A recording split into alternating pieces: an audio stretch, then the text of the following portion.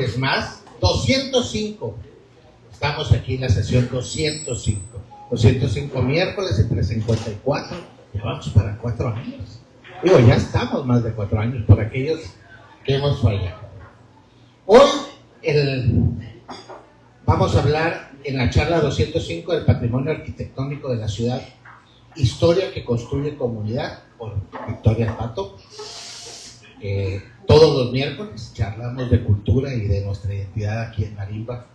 Hoy nos honra con su presencia una de las promotoras culturales más reconocidas de Sinaloa, cuya trayectoria ha estado dedicada a acercar el arte, la cultura y el patrimonio a miles de personas, convencidas de que una sociedad que conoce su historia fortalece su identidad y construye un mejor futuro. Fue fundadora de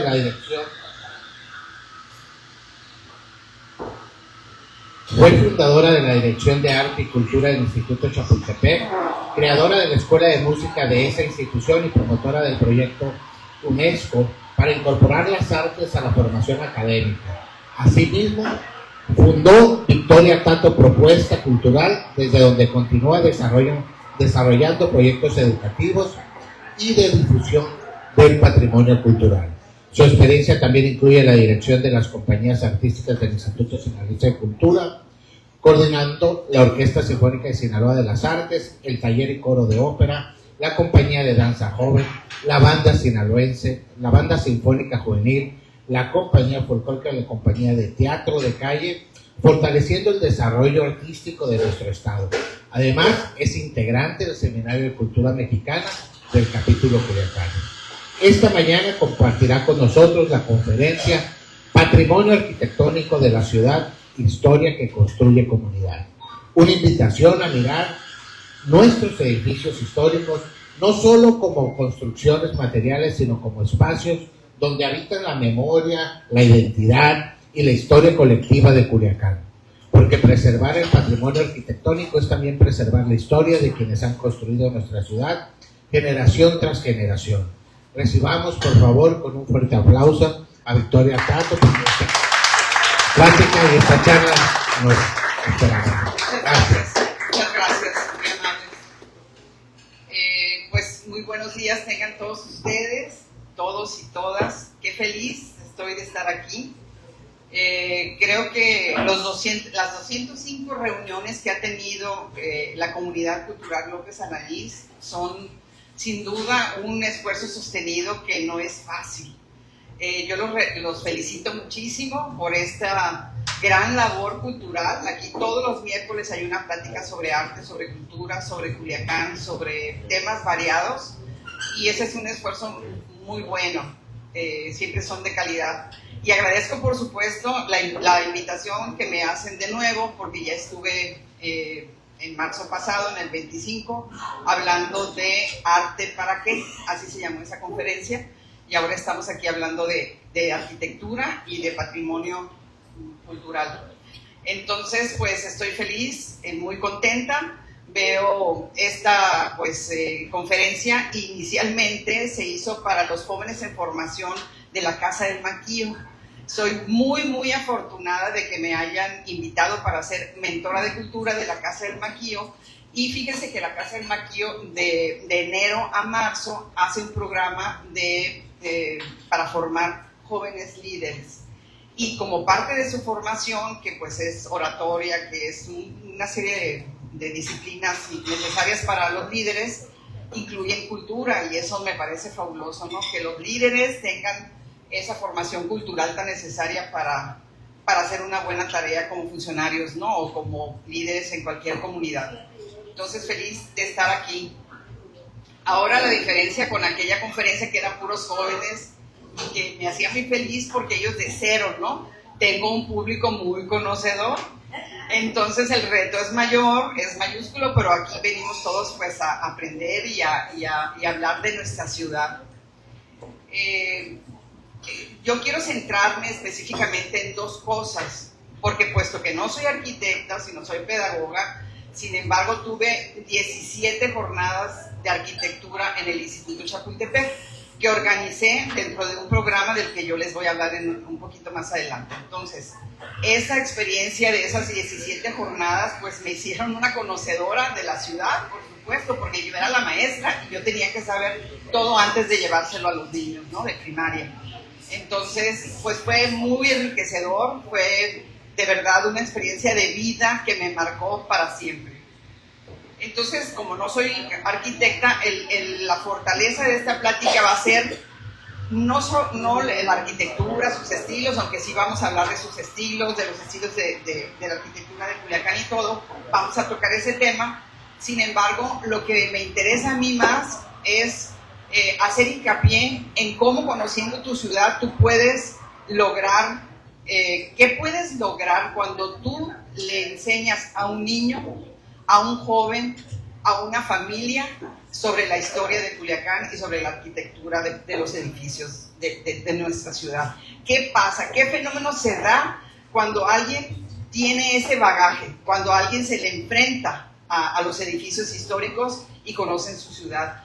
Y como es digamos, muchas veces nos dicen a los gestores culturales que somos muy románticos, que sí, que el arte transforma sociedades. Eso es una verdad muy gastada, pero finalmente nos dicen románticos, y yo, con esta experiencia de 17 años enseñando la arquitectura de Culiacán y la música y la pintura y la literatura, que tuve ya 22 años en el Chapule, puedo dar fe de que en realidad sí cambian las comunidades cuando hay cultura. Y pues cada día hay menos cultura en la currícula académica de las escuelas, y eso es en detrimento de nuestro humanismo, y ya vemos cómo la estamos pasando cuando se ha quitado todas las materias artísticas. Entonces, yo siempre hago al final una reflexión, pero quiero empezar reflexionando algo.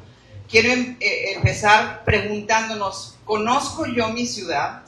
O sea, he paseado por mi ciudad como paseo cuando voy a Europa, cuando voy a Mazatlán, cuando voy a Guadalajara, cuando voy a la Ciudad de México. ¿Por qué esa actitud que tenemos cuando turisteamos en otros lugares no las tenemos en nuestra propia ciudad? Entonces hay, digamos, muchas análisis acerca del sinaloense y su cultura que ha hecho, por ejemplo, Ronaldo González, ¿no? Sobre cuál es nuestra actitud, no solamente hacia el turismo y hacia nuestros edificios, sino hacia la cultura. Porque estamos como vacunados contra la cultura en Sinaloa. Porque nos parece como, por supuesto que en este grupo no hay de este tipo de gente, pero sí hay una como especie de desprecio por la cultura. Y me parece que en estos momentos donde nuestra ciudad está tan lastimada, tan agraviada, la cultura es un eje, y es un eje de detonación que nos puede cambiar la ciudad. Ayer veía un video que les voy a platicar muy interesante que me cimbró por dentro. Veo una plaza en Italia, gigantesca, tipo, no sé, la explanada de gobierno. Veo un gran escenario en el centro. Veo una bailarina con una barra, un hermoso piano y fácil, 500 bailarinas haciendo clase de ballet en una plaza. Imagínense cómo es para nosotros, que tenemos tan lastimada nuestra ciudad, lo que sería ir desagraviando esos espacios con arte y con cultura. Porque el arte aporta, o sea, si no hay arte en la formación de un niño, no hay sensibilidad, no hay manera de hacerlo sentir su espacio y su entorno. Entonces me cimbró ese ejemplo, ¿no? De esa clase de ballet. Eran 500 bailarinas, niñas, jóvenes de todas edades, bailando en una plaza con la música clásica, todo lo que da. Nosotros hemos hecho algunas cosas así, ¿no? La orquesta pues ha hecho cosas hermosas, pero en estos momentos que estamos viviendo necesitamos desagraviar a nuestra ciudad, necesitamos sanarla, y el arte siempre será un medio para eso, ¿no? ¿Vale? Sí, si quieres poner. Ok. Entonces, si quieres. Bueno, La bienvenida ya la dimos. Vamos ya les platiqué que mi experiencia son 17 jornadas de arquitectura que organicé con el programa Acercarte. ¿Por qué esta jornada de arquitectura se convirtió en una jornada no artística esencialmente, sino cívica? ¿Qué pasó en esa jornada de arquitectura que se convirtió en una actividad cívica para la comunidad de esta institución educativa? Terminó también siendo un programa de pedagogía urbana del cual les voy a platicar. Mi encuentro con Molina, porque desde ahorita hay que aprendernos ese nombre, porque Molina es el arquitecto y es el único arquitecto que se ha ganado ese nombramiento de el arquitecto de la ciudad. Y Luis F. Molina, Luis Felipe Molina, vamos a tomar la primera nota, es el arquitecto de Culiacán. Ahorita vamos a ver cuál es su trayectoria. Estuvo 21 años aquí en nuestra ciudad, era del Estado de México, estuvo 21 años, llegó en 1890 a construir el Teatro Apolo, de triste historia. El Teatro Apolo, pues, es otra herida que tiene la ciudad, porque se derrumbó, lo derrumbaron, lo demolieron, ¿no? Entonces es otra herida que tiene la ciudad. Vamos a dar un paseíto por las obras de Molina, vamos a ver qué fue lo que hizo, cómo lo hizo.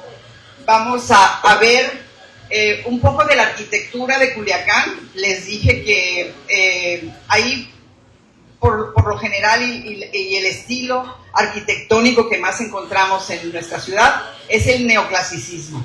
Por supuesto que la arquitectura colonial, que es antes del neoclasicismo, pero vamos a ver un video de lo que es el neoclasicismo para salir de aquí con lo mínimo que tenemos que saber de arquitectura y de la historia de Culiacán.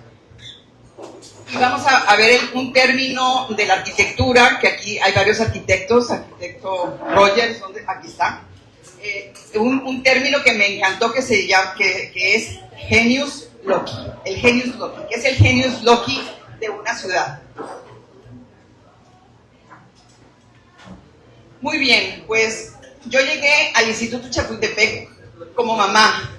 Ni tenía la menor idea, yo tenía 4 hijos y no tenía la menor idea de lo que iba a ocurrir. Había bailado ballet 11 años, tenía 4 hijos, estaba yo dedicada a ellos, por supuesto, eran 4 hombres, y me nombran vocal de cultura.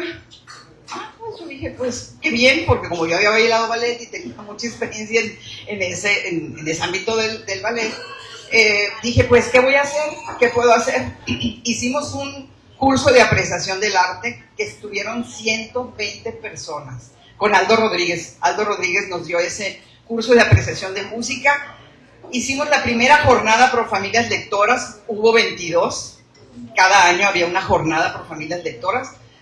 Y bueno, fue tan exitoso que yo dije, ya es hora de hacer, como pedagoga que soy, un programa con un sistema donde el arte, que estaba totalmente desterrado, no había cero arte, no había una sola clase de arte en el Instituto Chapultepec, dije, voy a hacer un programa. Y como pedagoga que soy, amante del arte, dije, le voy a llamar Acercarte, para que los niños se acerquen al arte. No es hacer arte porque teníamos que contratar maestros de pintura, no, era acercarlos al arte a través de la apreciación, pero con una parte de ejecución que era hacer dibujos, hacer collage, etc. Pero aquí, en lo que es el trabajo con la comunidad, yo le dije a Pallares, y él me recomendó hacer el programa Acercarte para las familias, no para los niños. Cuando le dije que íbamos a hacer jornadas de arquitectura y cuál era mi idea de conocer los edificios de las ciudades desde el punto de vista arquitectónico, Pallares me dijo, sí, pero quiero que sean trabajos familiares, que no sean de los alumnos. Era un gran reto. Quiero decirles que cuando eché a andar el programa Acercarte, hubo un desayuno de unas señoras que quisieron quitarme porque las puse a trabajar, ¿sí? Entonces yo les decía, pues sí, ellas se van a desayunar para ver cómo destruyen lo que yo ya tengo rato trabajando, y yo trabajo para construir, no para destruir, que escogen el equipo que quieran, les dije yo, ¿no? Pero Pallares me apoyó muchísimo, dijo, ella es pedagoga, ella es artista, ella es mamá, y ella sabe lo que está haciendo. Entonces le bajamos un poquito a la intensidad del trabajo de las familias, pero sí se quedó el trabajo familiar, pero fíjense bien, lo bonito es que no era obligatorio para ninguna familia. Si tú querías hacer el trabajo familiar, lo hacías, si no, no. Entonces, pues con toda satisfacción les puedo decir que teníamos en los salones de clases un 75% de participación de las familias, 80%, ¿no? Casi todos hacían su trabajo y casi todos trabajaban en el programa Acercarte. Eran jornadas de literatura, jornadas de escultura, los llevaba yo al botánico, ahí aprendí que no era escultura, que eran piezas artísticas, y los llevé a conocer las piezas artísticas del Jardín Botánico. De acuerdo a la cartelera cultural, se hacían las jornadas que duraban 2 meses y medio, y nos vamos a centrar ahorita en la de arquitectura, pero había de música, invité a la orquesta. Gordon fue tan lindo, aquí está conmigo, aquí está con nosotros. Gordon fue tan amable de hacer los conciertos didácticos. El piloto los hizo en el Instituto Chapultepec y fuimos muy, muy felices de ver a la orquesta. Cuando recién se hizo la orquesta, ¿no? Ahí fuimos pioneros en ese tema, y después se abrió la escuela de música, etcétera. Trabajamos codo a codo, Gordon y yo, para poder hacer posible la escuela de música que todavía está funcionando en el Instituto Chapultepec con maestros de la Orquesta Sinfónica. Entonces, pues fue todo una tarea, ¿no? Cuando me propuse la arquitectura, yo dije, bueno, pues que los niños sepan de arquitectura. Así empecé. Pero después dije, a ver, cuando fui a pedir asesoría a quien le debo toditito lo que va a pasar esta mañana es al maestro Gilberto López Alanís, porque él me había asesorado con mi trabajo de tesis de la carrera, que fue sobre la Universidad Socialista del Noroeste. Yo hice un estudio de cómo se dio la educación socialista en la UAS en los años 30. Entonces él me había guiado para poder hacer esa tesis, y fui con él para que me dijera, oye, pues que les voy a enseñar arquitectura a los niños, ¿cómo lo hago? Bueno, fue todo, digamos, generosidad. El maestro López Alanís, siempre estaré agradecida con él. Y junto con Adrián García Cortés, el maestro Adrián García Cortés también fue otro de los asesores. El arquitecto Rogers trabajaba en el archivo histórico con el maestro López Alanís, y también estuvo y fue testigo y nos acompañó en todo lo que hicimos con las jornadas de arquitectura. Entonces, cuando yo me encuentro con la arquitectura, me encuentro con la historia de los edificios. Y digo, pues yo no puedo dar una clase estrictamente de arquitectura, porque estoy viendo que la historia de cada edificio es maravillosa. O sea, ¿cómo les voy a decir a los niños? Miren, aquí está un arco de medio punto, aquí está el nártex, la balaustrada, etcétera. No, les tengo que decir que en ese edificio, como en el Macín, por ejemplo, hubo una casa de los obispos, y cómo se los digo, yo tenía la ventaja que era pedagoga, y también tenía la ventaja que tenía 4 hijos que les contaba cuentos. Entonces yo dije, bueno, pues los tengo que platicar como si fuera un cuento. Perfecto, entonces tomé 2 decisiones. Sí incluyo la historia, ¿sí?, en las clases, y voy a incluir un personaje. Tengo que incluir un personaje, porque ¿cómo le voy a llegar a un niño de primero de primaria a decirle, fíjate que este es el edificio no sé qué? Entonces inventé un personaje. Me acuerdo el día perfecto de la primera jornada de arquitectura, que me iba bajando del carro. Yo dije, tengo que inventar un personaje. ¿Cómo le pongo? Un niño, para que ellos se identifiquen. Pues le voy a llamar Cuquito. Pues Cuquito, nació Cuquito. Y me bajo del carro, y no crean que tenía muy claro cómo lo iba a hacer, pero tenía mucha experiencia con mis hijos, porque yo los dormía con cuentos todos los días y les inventaba 3 versiones de la Caperucita, 3 versiones de las no sé qué, y tenía algo de experiencia, ¿no? Entonces mandé a hacer una maqueta.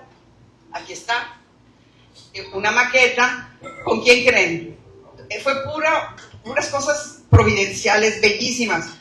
Resulta que me dijeron que había un señor que hacía maquetas muy bellas, y lo voy a ver, y era un despachador de gasolina, un hombre de un rancho que había llegado a la ciudad de Culiacán, y hizo lo que ninguno de nosotros hicimos, quedarse estupefacto con los edificios. Y como era muy curioso, empezó con sus cositas. Dice que cuando niño hacía cosas con lo que encontraba en la tierra y los estos.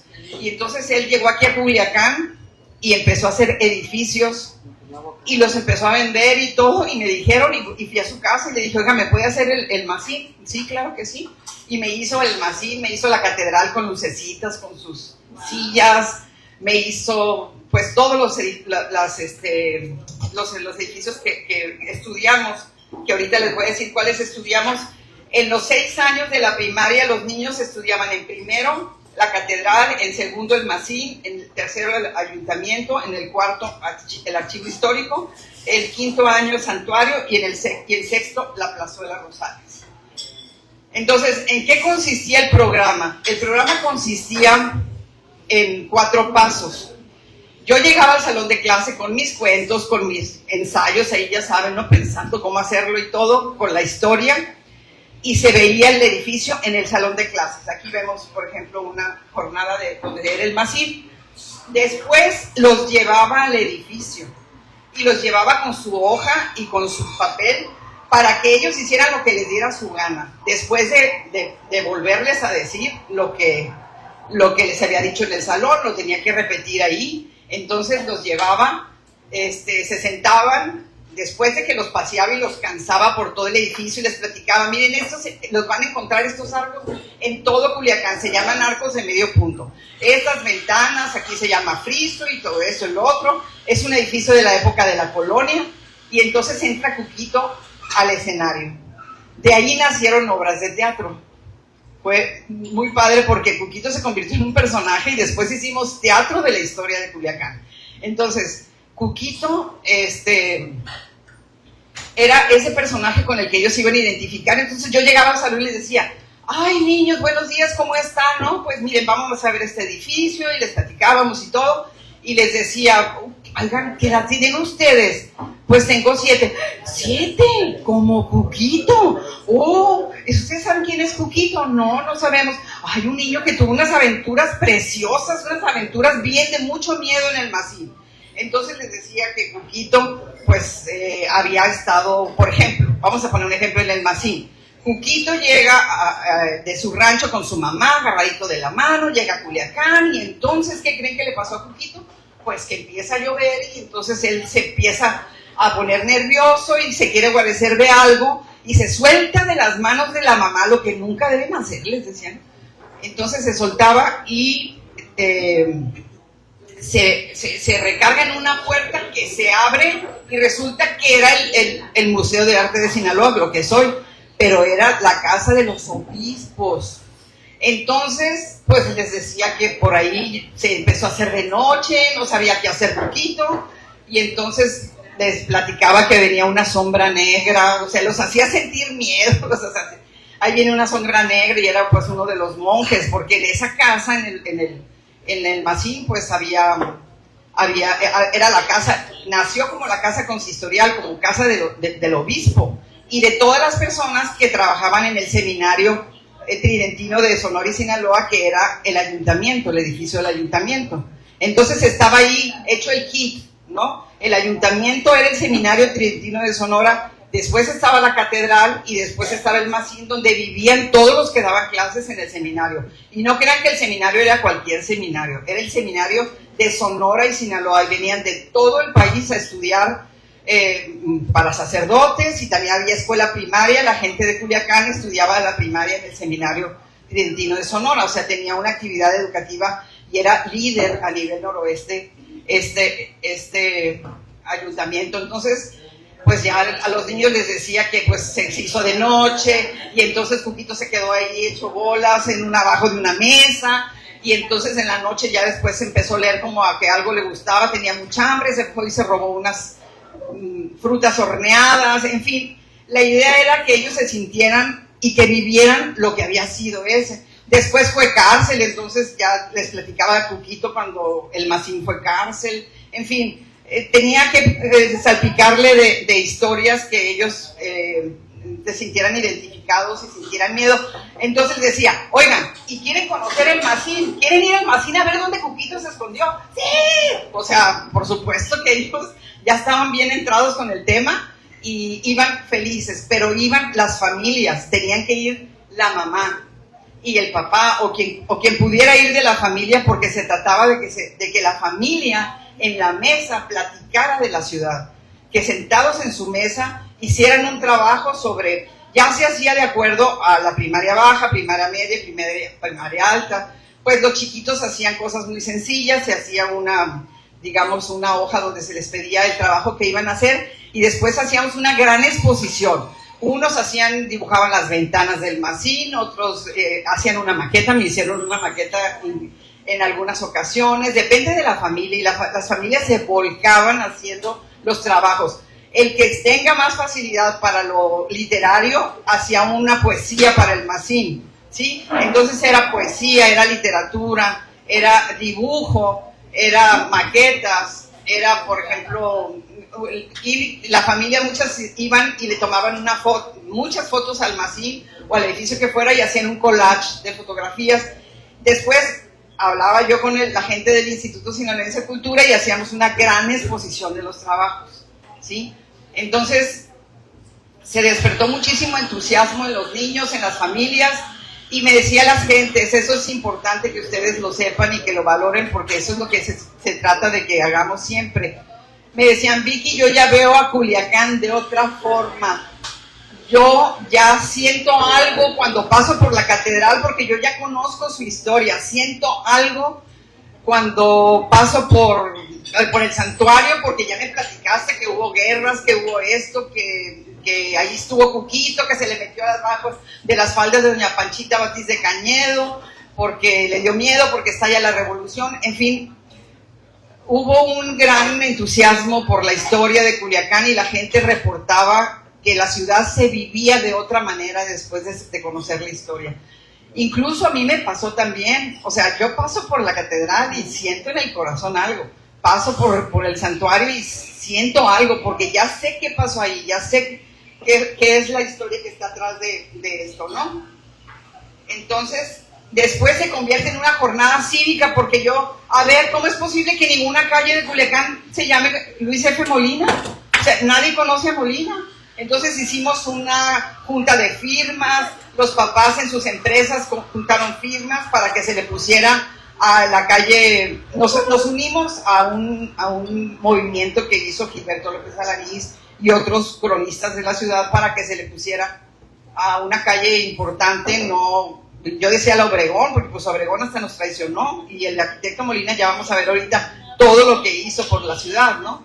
Entonces, después yo tuve un trabajo en el Ayuntamiento de Culiacán, afortunadamente, en la Dirección de Educación, no era la directora, era una técnica asesora del director, y le propuse un programa que se llamó Adopta un personaje o un edificio histórico, y se llevó a cabo en el ayuntamiento. ¿En qué consistía esto? Consistía en que las instituciones como la Universidad Católica, como el Instituto Chapultepec, como la UAS, adoptaran un edificio histórico. ¿Para qué?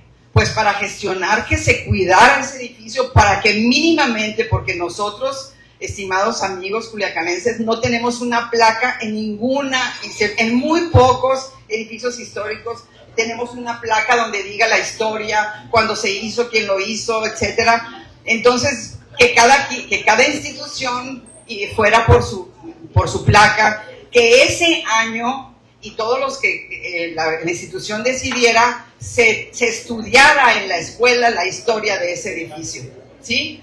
Entonces, es una manera de no solamente de conocer arquitectura y arte, sino de formar comunidad, y la muy gastada frase de construir ciudadanía. Eso hace que los ciudadanos sean diferentes. Si todo Culiacán conociera la historia de la ciudad, no seríamos capaces de hacer lo que estamos haciendo con ella, ¿no? La pensarían dos veces las personas, ¿no?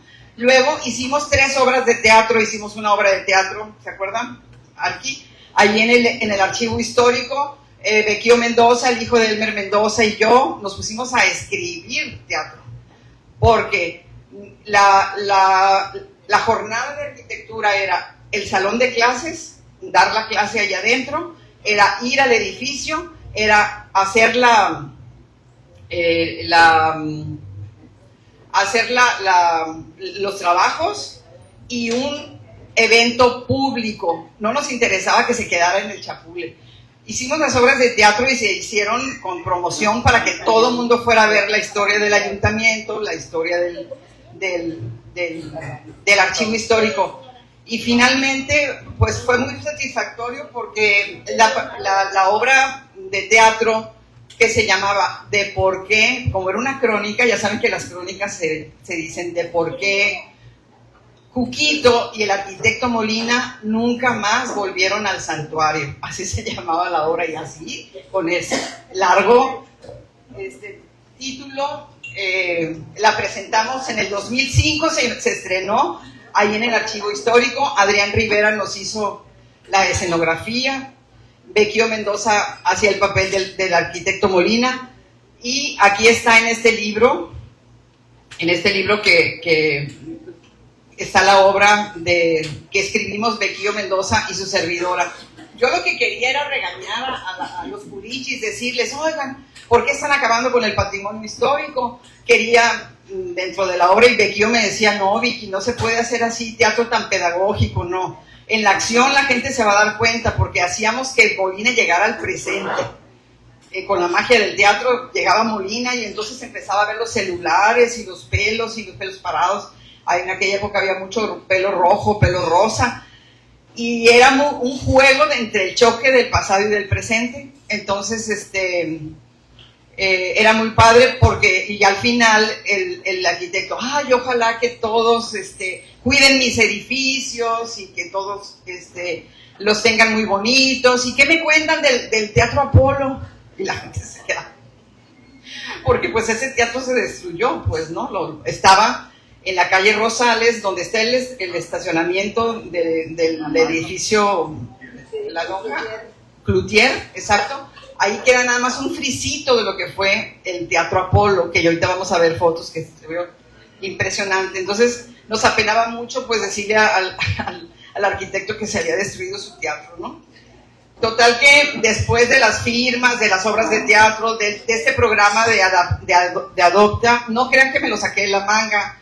En Sicilia hubo un proyecto cultural para acabar con la cultura de la Cosa Nostra y de todo lo que era la mafia. Y lo que hicieron, que nos puede servir a nosotros también, mucha gente lo platicaba en aquella época, eran principios del 2002-2003, era adoptar edificios históricos y adoptar personajes. Entonces yo no me lo inventé, o sea, se estaba haciendo en Sicilia y empezamos a hacer todo ese proceso, ¿no? Después, por cuestiones de salud, yo tuve que, porque trabajaba en el Chapule, trabajaba en el ayuntamiento, tenía 4 hijos, y llegó así que un colapso y dije, no, pues tuve que salirme. Pero tengo guardado aquí ese proyecto porque me parece muy bueno que las instituciones se involucren adoptando un personaje o un edificio histórico de la ciudad para levantar la ciudad, para hacerla que viva, ¿no? Muy bien, pues vamos a ver un poquito lo que es al arquitecto Molina, ¿sí? Les presento al arquitecto Molina y a su esposa. Ellos llegaron aquí en 1890. Ahorita vamos a ver su historia. Él se casó con una señora de aquí de Culiacán, de la familia de la Vega, que eran familias, pues, del porfirismo, pues, ¿no? Gente... Sí, exacto. Y mucho tiempo se creyó que él era Molina y se le hizo incluso un monumento, pero resulta que en este proceso el maestro Adrián García Cortés me dice, Victoria, se encontró un diario de Molina. ¡Ay, don Adrián, qué padre que él lo escribió de su propio puño y letra! Sí, él cuenta toda su experiencia en Culiacán y vamos a tratar de conseguirlo para traerlo para acá. Estamos hablando de 2003, 2002. Se tardó un buen rato, pero lo consiguió y se imprimió el libro, que aquí está, por ahí lo tengo. Se imprimió el libro, se llama El Mundo de Molina, y pues fue un hitazo. Todos estábamos felices, toda la gente que ya teníamos como su conocimiento de la obra de Molina, pues estuvimos felices de conocer ese libro, ¿no? Y de que se editara, y ya está ahorita súper... ahí está. está súper agotado, no lo encontramos, pero él cuenta desde su llegada, cuenta un montón de cosas, ¿no? Muy, muy interesante.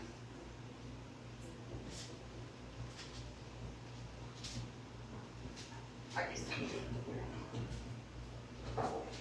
Muy bien. Vamos a lo que sigue. Aquí está él en su casa de Culiacán, ¿no? Y ¿cómo ponemos el video?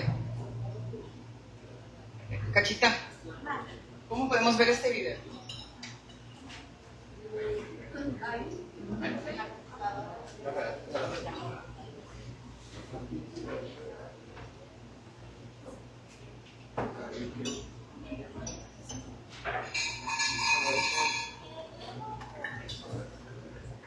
En 10 minutos vamos a conocer todo lo que hizo.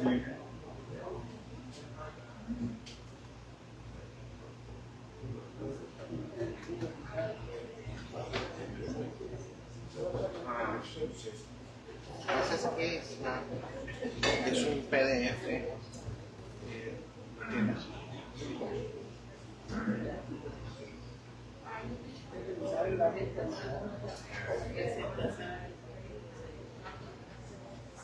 Lo tendrás en alguno de los directorios. Porque lo que quieres es un PDF y no está enviado. No sé si lo tienes en alguna de las carpetas. A ver, ¿eres el PowerPoint? El PowerPoint es el que sí lo... pero también se los mandé el PowerPoint. Ajá, es el PowerPoint. PowerPoint, a ver. Si el PDF no tiene que ser el PowerPoint, porque ahí sí está... Ahí está el video. Ajá. Bueno, en lo que empieza el video, les voy a leer la lista de lo que hizo el arquitecto Molina en la ciudad de Culiacán y por qué queremos honrar su memoria. Fue contratado para hacer el Teatro Apolo, por eso vino aquí a Culiacán. Después lo nombran ingeniero de la ciudad y se enamora de la ciudad, se enamora de las posibilidades que él vio, yo creo, como ingeniero de la ciudad, de todo lo que podía hacer, y se queda a vivir aquí. Hizo los planos, no lo terminó, pero hizo los planos del Mercado Garmendia, que es nuestro Bellas Artes de Culiacán, que está, digamos, a ese nivel. El santuario, el edificio central de la universidad, él lo hizo completo, nada más el segundo piso lo hicieron en los 40, el Liceo Leizaola, el segundo piso del edificio central de la UAS que está ahí en la Plazuela Rosales. Hizo el segundo piso del Macín, o sea, también no nada más construyó, sino también remodeló, ¿ok? Remodeló, hizo el segundo piso del Museo de Arte de Sinaloa, la escalera monumental, etcétera. El segundo piso del Archivo Histórico también lo hizo él. La Universidad Casablanca, el Centro de Idiomas de la Universidad, el Centro de Idiomas, que es una maravilla, no sé si han regresado o han ido allá, es hermoso. La cárcel pública de Difocur, que ahora es Difocur, ya esa sí también se demolió, desapareció por completo en 1972. El puente Miguel Hidalgo, 19 años, 7 meses de construcción, empezó cuando recién llegó, 1890, hizo ese puente que comunicó la parte sur con la parte norte de la ciudad. El primer vivero, y chistosísimo dice en su diario, que había puras ramas, había pura hierba, no había nada, y él desde Cuernavaca se trajo bugambilias, palmas, o sea, todo lo que era plantas de ornato, porque decía, aparte se quejaba de que en los ranchos nadie era capaz de poner un árbol con el calorón que hace en Culiacán, entonces él tenía obsesión por las plantas, por que la ciudad estuviera hermosa, y hizo el primer vivero que tuvimos en la ciudad. La Casa de Moneda, que también ahora es el correo, ya no existe. Donde está el correo, estaba la Casa de Moneda, ¿no? Hizo el mercado de Mazatlán, el Palacio Municipal del Fuerte. ¿Quién ha ido al Fuerte y quién se acuerda del Palacio Municipal? Es una maravilla. Pues Molina fue el que hizo esa edificación. Una escuela en Nabolato, en Mocorito también tiene otra escuela. Y muchas casas de la ciudad, incluso la casa de mi familia política, de los abuelos de mis hijos, las hizo Molina, está sobre la calle Rosales. esa que tumbaron todo y que se ve, desde la escalera se ve el santuario, la casa de los Espinosa de los Monteros. Esa también la hizo porque don Heriberto Zazueta era muy amigo del arquitecto y le pidió que le hiciera su casa. Entonces hizo muchas casas particulares, ¿no?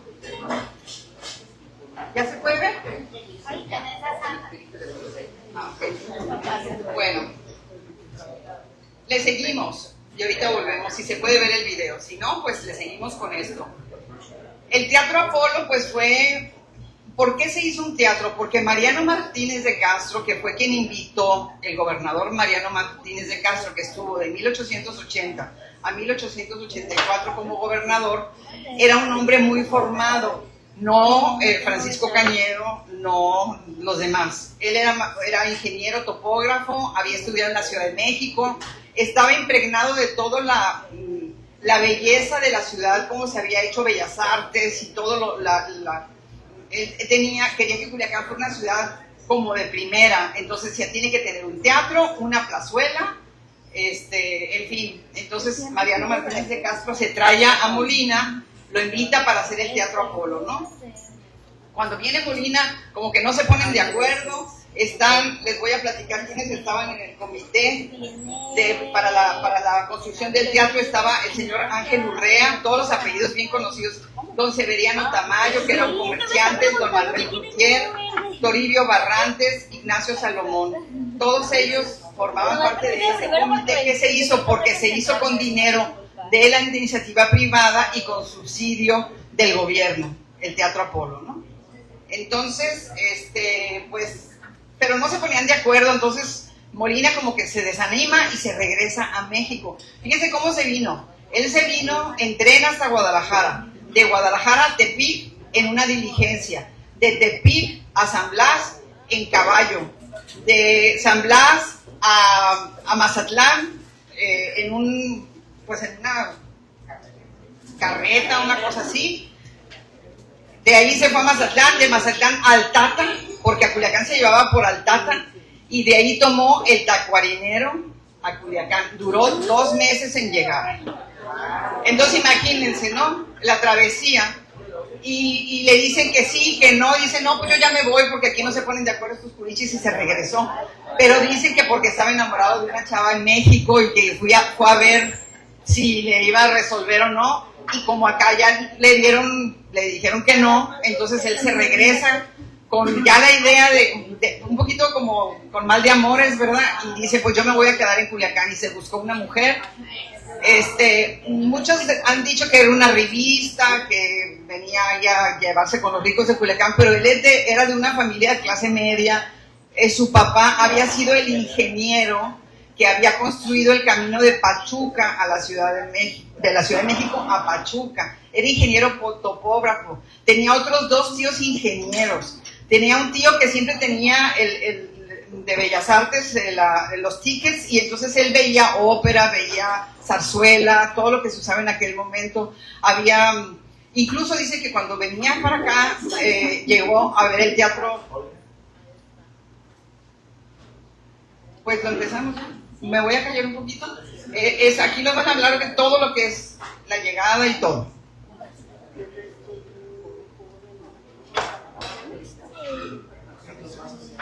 13 de septiembre de 1864, Estado de México, sin sus padres José Rodríguez y Luis Rodríguez Estrada. Posteriormente nacieron de este matrimonio otros 4 varones y 3 niños.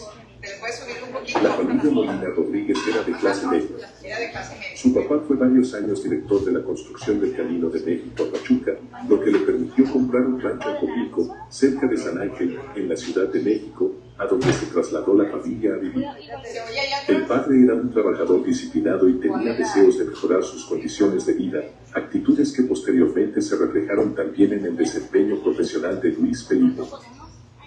Además del padre, tuvo varios ejemplos más, como el de Francisco Medina, un tío materno que fue su padrino de bautizo. Otro tío, Ignacio Molina, fue ingeniero militar y combatió contra los estadounidenses cuando fue alumno del colegio militar. Otro hermano de su mamá, Mariano Telles, también fue ingeniero militar, además de arquitecto, quien Además, constantemente recibía en su casa al arzobispo Eulogio Gilló, que era la máxima autoridad de la Iglesia Católica en ese tiempo. Uno de los hermanos de su papá, Julián Molina, tuvo la doma por una temporada en un teatro, y así Luis Felipe fue en varias ocasiones a ver zarzuela. Es decir, que contó en su niñez y adolescencia con modelos de hombres estudiosos, trabajadores y ubicados en posiciones de reconocimiento social, lo que nos permite entender parte de la motivación del esfuerzo que desplegaría Luis Felipe por seguir el modelo de éxito y prestigio social que vio en su padre y tíos. Fue ganador de varios de los concursos estudiantiles que eran propios de su carrera, lo que lo reafirmó en la certeza de su talento sobresaliente para el diseño arquitectónico. Desde siempre gustó de las buenas relaciones, por ello fue que de inmediato buscó y logró ser aceptado por la alta sociedad culichi, así como la de cultivar muy buenas relaciones con las autoridades eclesiásticas locales. Previo a su preparación para los exámenes finales de arquitectura, asistió un año a la escuela de minería, lo que hacían con frecuencia jóvenes graduados como arquitectos, y probablemente inspirado en el ejemplo de sus tíos, que se habían graduado como ingenieros, y el trabajo que realizaba su padre.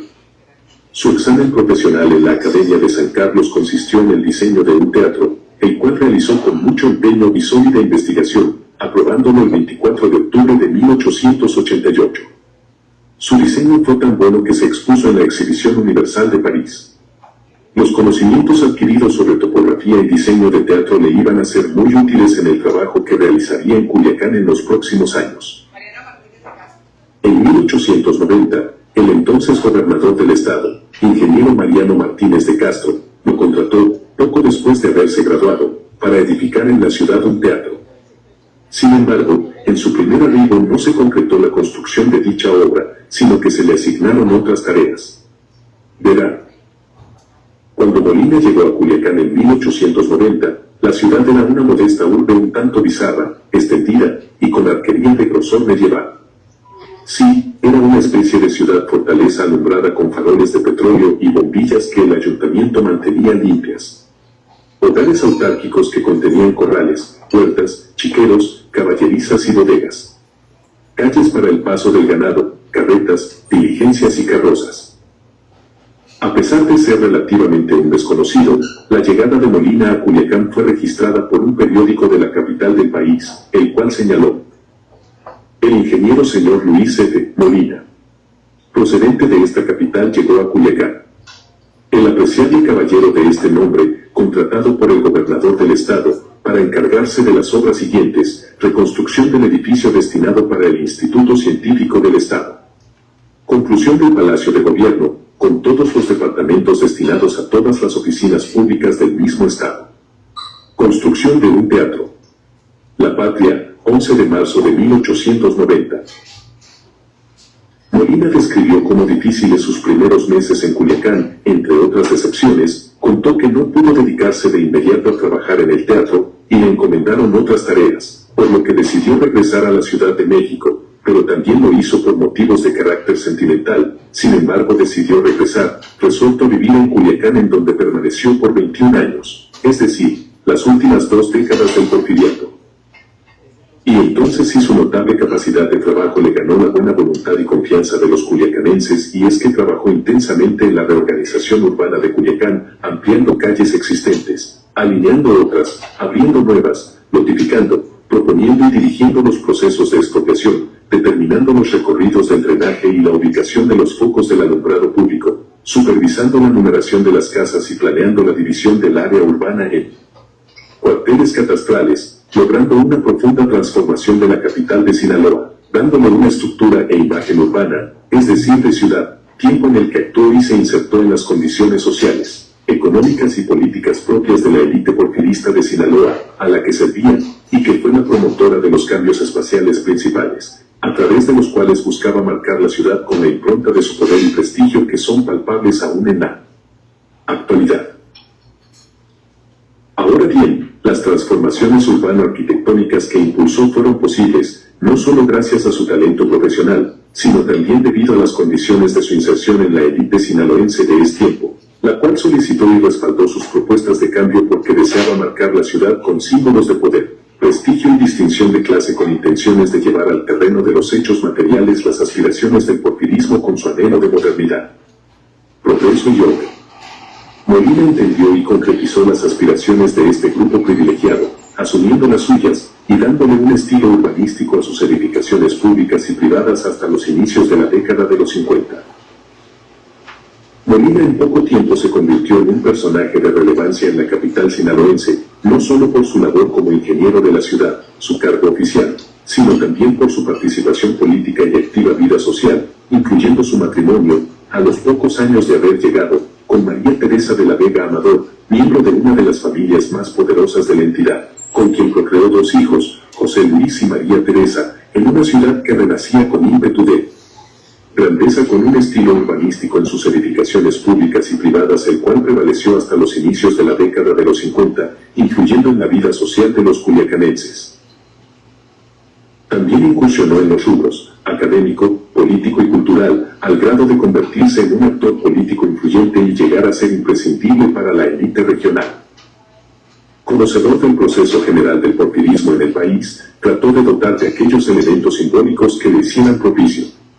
A él se debe la construcción del Teatro Apolo, Palacio Municipal, Cárcel Pública, Casa del Gobernador Cañedo, Edificio Rosalino, Plazuela General Antonio Rosales, Santuario del Sagrado Corazón de Jesús, Puente Francisco Cañedo, Mercado Municipal, Gustavo Garmendia, Avenida 2 de Abril, Calle Francisco Cañedo, hoy Francisco Villa, Calle General Vicente Riva Palacio, el edificio que albergó la compañía de luz de la ciudad, The Electric Company, frente al solar conocido como el Llano de la Vaquita, y algunos detalles de catedral como el remate donde está colocado el reloj, un trono en el altar mayor que consistía en 4 columnas y una cúpula, sosteniendo todo esto, un pivote reforzado que pudiera girar con el objeto de poner el divinísimo por ambos lados. Aparte de impartir cátedra en el Colegio Civil Rosales, presentó la iniciativa de levantar estatuas del general Antonio Rosales, una en San Pedro y otra en Culiacán. Instaló un vivero situado frente a la confluencia de los ríos Humaya y Tamazula, que prestó útiles servicios para la arborización de la ciudad. Colocó el kiosco de la Plazuela Rosales junto con el busto de Benito Juárez. Erigió los portales del edificio La Lonja. Acondicionó el edificio de la Casa de Moneda para oficinas de correos y telégrafos, y rediseñó los antiguos edificios del Palacio de Gobierno y el del municipio. Otras construcciones del ingeniero Molina fueron el edificio para la Escuela Correccional, frente a la Huerta de Carrascosa, el cuartel colorado para los rurales al servicio del Estado, la Escuela Benito Juárez y varias casas particulares que por la relación de sus propietarios fueron de singulares proporciones y diseños. La ciudad creció más que el territorio. Nuestros ancestros la vieron mejor. La arquitectura de Molina no violentó de manera radical el ambiente citadino de Culiacán. En la lucha contra intereses de apropiación del suelo urbano, existieron confrontaciones graves que llegaron al incendio del viejo mercado para lograr el desalojo de los antiguos comerciantes, que proponían otra ubicación de lo que hoy es el Mercado Garmendia. La ciudad adquirió sus propias características, tuvo símbolos y en ellos mantuvo una conducta pública. El espacio social fue sentido, gozado, admirado y asumido por el ciudadano, que buscó además otras alternativas que no llegaron a prosperar por el estallido revolucionario, como el Country Club en lo que hoy es la Escuela Álvaro Obregón, el Estadio Universitario y la Preparatoria Central, o los desarrollos urbanísticos de tipo Palmer para extranjeros alemanes y norteamericanos en las cercanías de Culiacán, rumbo a Navolato.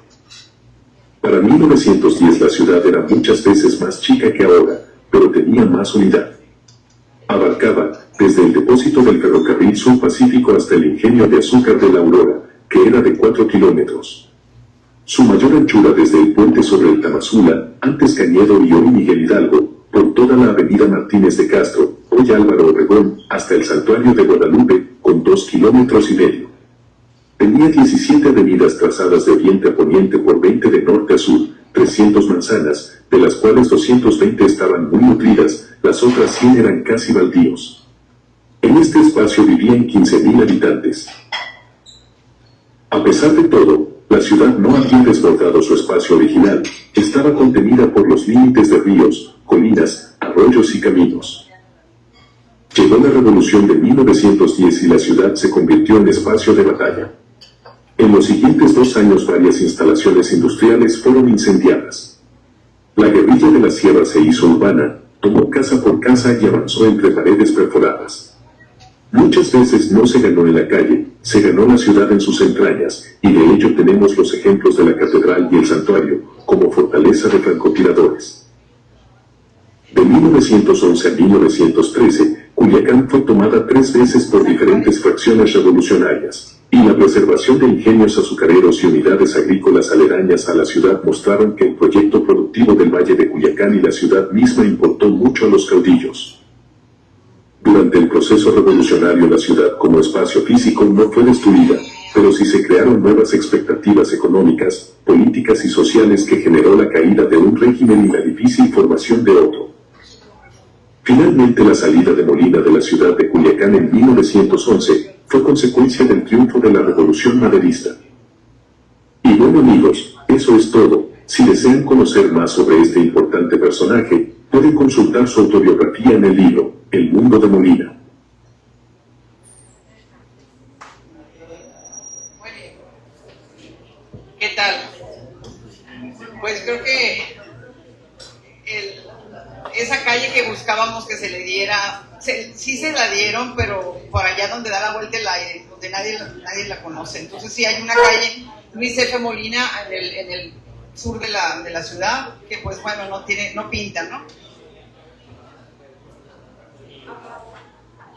¿Vale?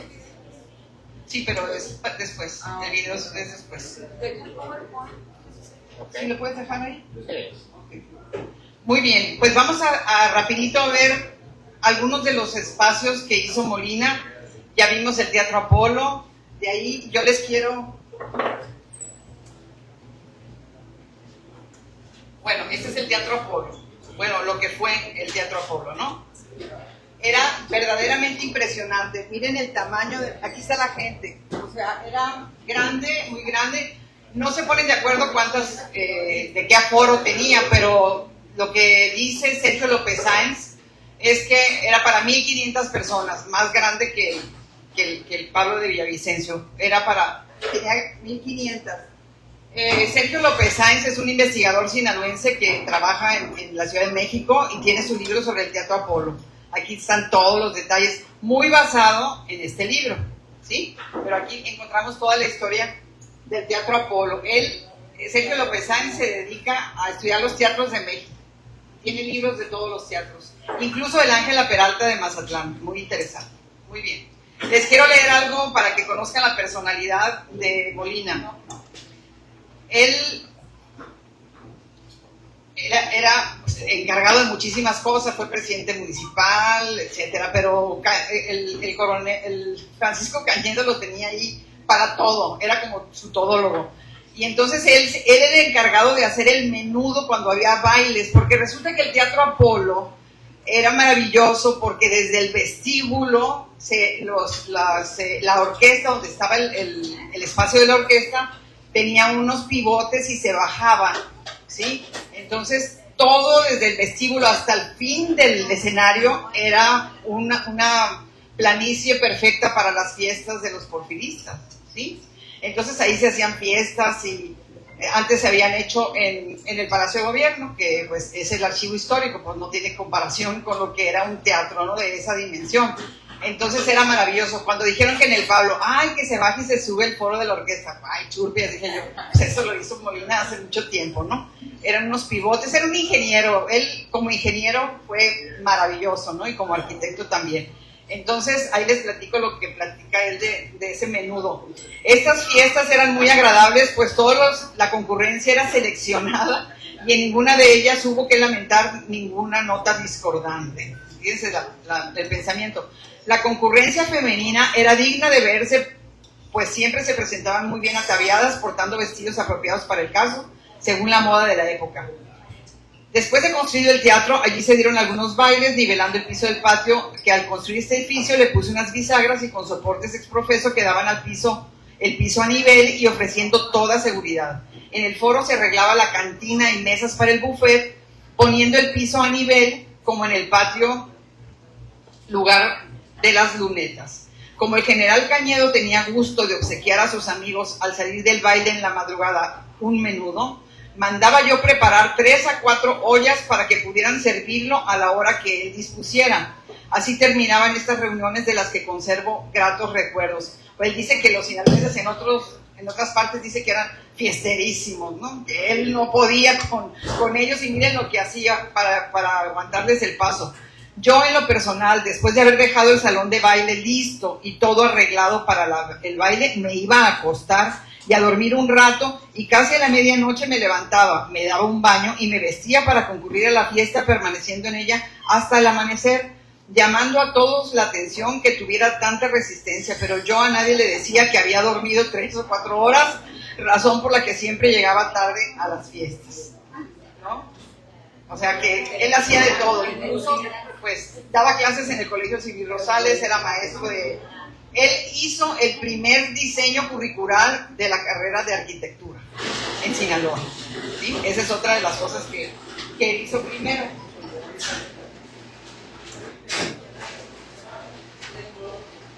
Bueno, pues se gastaron 68,000 pesos para hacer el teatro. La inauguración fue fastuosa. Estuvo el papá de José Limón, que era músico.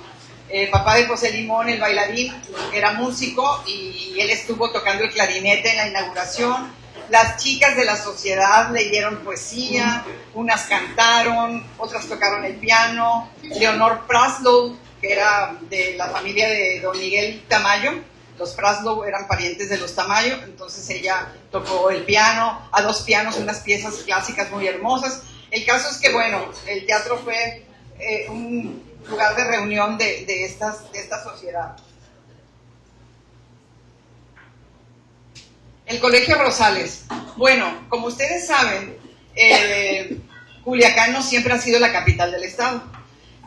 Teníamos el estado de Occidente, que estaba formado por Sonora y Sinaloa, y la capital era Mazatlán. Ahí nace el Liceo Rosales. El Liceo Rosales es la Universidad Autónoma de Sinaloa, nace en Mazatlán, en 1873, el 5 de mayo. Resulta que cuando Culiacán se le declara capital, se traen aquí al Liceo Rosales, y después se le llamó Liceo Nacional Rosales.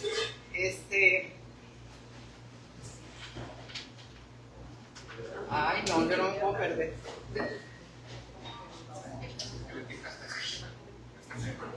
Perdón. Fíjense, el Liceo Rosales se llamó Colegio Rosales, UDO, también históricamente la UAS también se llamó Universidad de Occidente, Colegio Civil Rosales, Universidad Socialista del Noroeste, que fue la que yo estudié, Universidad de Sinaloa y luego Universidad Autónoma de Sinaloa. Y este es su edificio central. Él lo hizo para que fuera la casa de Cañedo. Se la mandaron a hacer para que fuera la casa del gobernador. Pero ¿qué creen? Le tenía pavor a Malverde, Cañedo. Entonces había también el plan de hacer un cuartel militar por allá abajo donde está el ISDE, ¿no? Entonces, que estaba pegado el cuartel. Entonces dijo Cañedo, no, yo me voy a vivir allá, porque decían que Malverde le decía que se iba a meter a su recámara y que con su misma pistola lo iba a matar. O sea, eran otros, bueno, tiempos. El caso es que amenazadísimo, desdeñó la casa que se construyó para él y dijo, no, mejor que se la den a la universidad, y se la dieron a la universidad, pero originalmente era para el gobernador Cañedo, ¿no? Y doña Panchita Batis era su esposa, y también muy linda ella, porque ella fue la que puso el dinero y consiguió los recursos para que se hiciera el santuario. Y ahí los chismes decían que las señoras Popov decían que estaba muy lejos la catedral, que les hicieran una iglesia más cerquita, ¿no? Entonces hicieron el santuario por la calle de los Pianos, la calle Rosales, que era donde vivían todos los porfiristas, ¿no? La calle Rosales. Bueno, el segundo piso lo hizo en 1946 el Liceo de Izaola, el arquitecto, que también continuó con el Mercado Garmendia. El Liceo de Izaola no fue Molina se fue en 1911 y nunca más volvió. Ahorita vamos a ver por qué. Y entonces el Liceo de Izaola hace el segundo piso en los años 40. Esta es la Universidad Casablanca.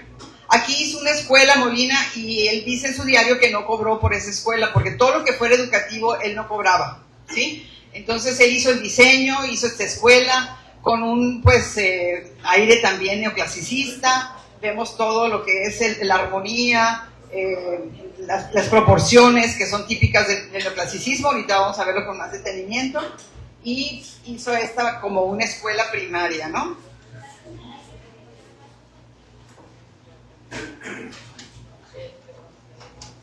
Y hizo también una escuela militar industrial en lo que es el Centro de Idiomas. El Centro de Idiomas nació como una escuela correccional, como una escuela para niños que tenían problemas, que no tenían casa. En aquella época hizo mucha labor social hizo el arquitecto Molina. ¿Y qué creen?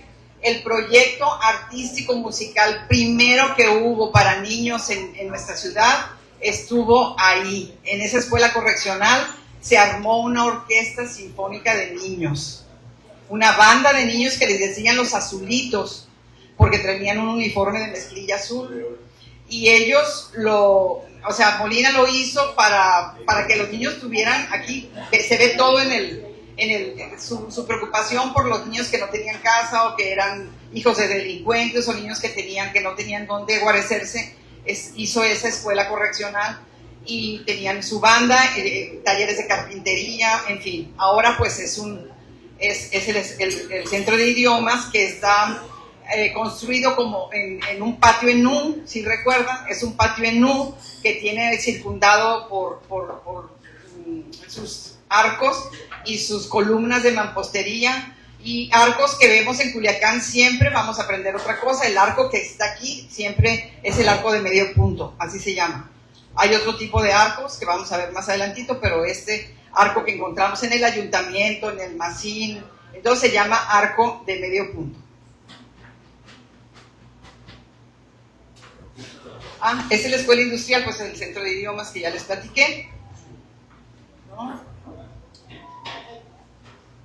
Esta es la cárcel que él hizo.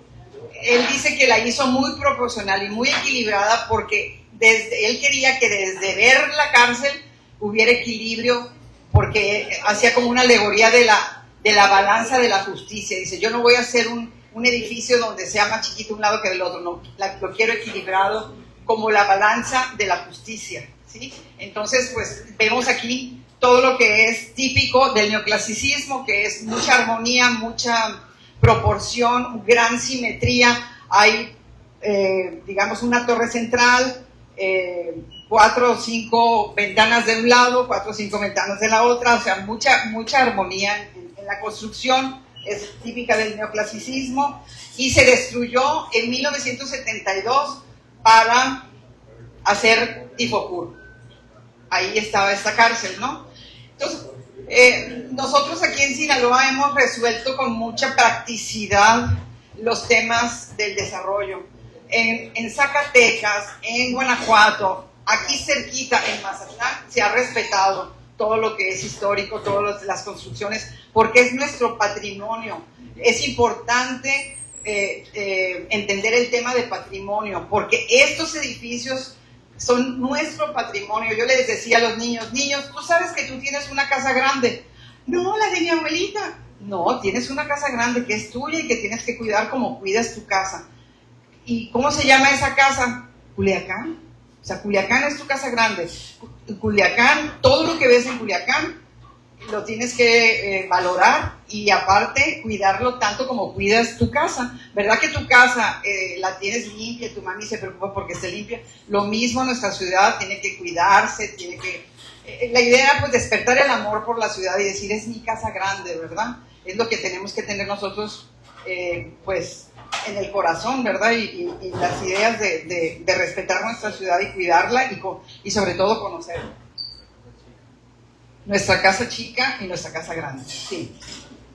Aquí está cuando ya lo están destruyendo en los 70s, lo que es la cárcel. Miren, ahí se ve la perfección del neoclasicismo, ¿sí? La armonía.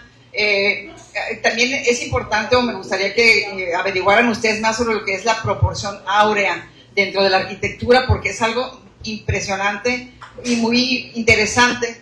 Lo que es la proporción áurea, que es una fórmula matemática para que haya armonía en los espacios. La utilizan todos los arquitectos para hacer sus diseños, la proporción áurea.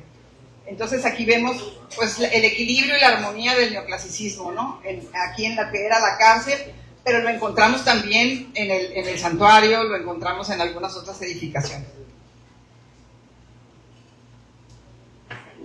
El Puente Cañedo. Bueno, el Puente Cañedo, que es el puente Miguel Hidalgo que comunica el sur con el norte, 19 años, 7 meses se tardó en hacerlo. Trajeron las piedras rosas, que todavía las podemos ver de mampostería, las trajeron desde Mojolo. Trajeron esas piedras y luego a mí me platicaron, no me acuerdo quién, porque tuve muchas pláticas con don Adrián, con mucha gente, pero por ejemplo, cuando se construyó la catedral, que fue mucho más anterior a todo lo que estamos hablando ahorita, fue en la época de la colonia, saben que la madera venía de la sierra de Durango y el río Tamazula tenía corriente. Entonces los troncos se aventaban desde la sierra y se venían los troncos hasta la ciudad. Se me hace hasta poético eso, ¿no? Qué increíble cómo se pudo poner las vigas de la catedral con esa madera desde Durango y que venía nadando. Ahora ya por las presas ya los ríos no tienen corriente, ya no tienen fuerza. Pues yo me acuerdo de niña, bajábamos al campestre a hacer travesuras del campestre y veíamos el río como una corriente que ni nos queríamos acercar, ¿no? ¿Te acuerdas? Entonces, había una, digamos, una gran corriente que las presas ya contuvieron, ¿verdad? 19 años se tardaron en hacerlo, pero es obra de Molina como ingeniero, ¿no? El Mercado Garmendia, fabuloso. El Mercado Garmendia, pues es nuestro Palacio de Bellas Artes según los arquitectos. Que en ese momento esté sepultado, porque eso es lo que tiene, está sepultado y tiene unos armatrostes pegados ahí, pero en su frente tenía un jardín hermosísimo. O sea, era un jardín, como todos los edificios importantes, siempre hay un espacio para prepararte para llegar al lugar, ¿verdad? O sea, como las iglesias, lo que son los atrios, lo que son las escaleras, te preparan para llegar al altar para que tú espiritualmente estés lista. No puedes tener el altar en la primera parte, tiene que ser al final para que tú te prepares. Pues aquí acabaron con eso. Finalmente, pues hay muchas cosas políticas, ya saben cómo se deciden las cosas. El tema es que se pelearon mucho, que no querían los locatarios antiguos que se hiciera el mercado. Finalmente lo pudieron lograr. Pero cuando se hizo y se inauguró, se empezó en 1908 empezó como el tema. Molina hizo los trazos, hizo el diseño, se empezó a construir en 1909, se estalla la revolución, se detiene y lo inauguran hasta 1918. O sea, duran muchísimos años para inaugurarlo. Se usaba como la Torre Eiffel, ¿verdad? Todo lo que es de acero, metálico. Tiene tres naves el mercado con un techo a dos aguas, metálico, de acero, según lo que yo sé. También hizo el mercado de Mazatlán, entonces ya tenía experiencia en este rubro. Aquí vemos, esto se llama, ese balconcito que vemos arriba, estas figuras se llama balaustrada. También está en el Palacio Municipal. En la Gómez, exactamente, se llama balaustrada y es típica también del neoclasicismo. Esto que vemos aquí, como que parece columnas, pero son pilastras. Cuando no es exactamente una columna, se le llama pilastra. Estos se llaman dentículos. Los dentículos los encontramos en el santuario, en todos lados de la arquitectura neoclásica. Es por decir como dientes, ¿no? Dentículos. Estos. Aquí vemos un arco de medio punto que remata en una clave, así se llama esto. Es una clave estriada porque tiene esas estrías, ¿no? Y las columnas también tienen tres partes, lo que es la base, la columna, el fuste, que es el cuerpo, que a veces es estriado, a veces es liso, y luego el capitel, que como capitel es la parte donde remata la columna, y hay diferentes tipos de capiteles, casi todos aquí son jónicos y dóricos, ¿no?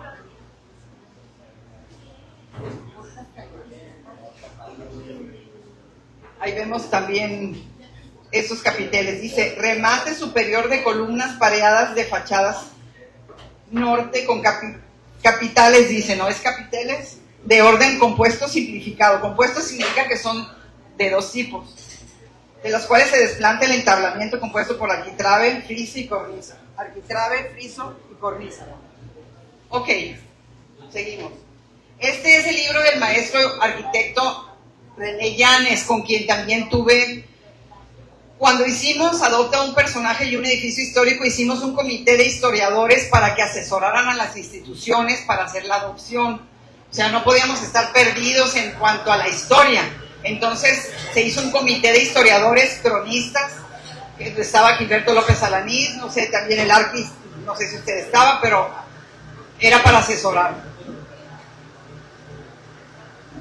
Este es el libro del maestro, del arquitecto René Llanes, también Luis F. Molina, es sobre la obra de Molina. Aquí encontramos mucho más detalles arquitectónicos porque la hizo el arquitecto Llanes, que fue director de la Facultad de Arquitectura de la universidad.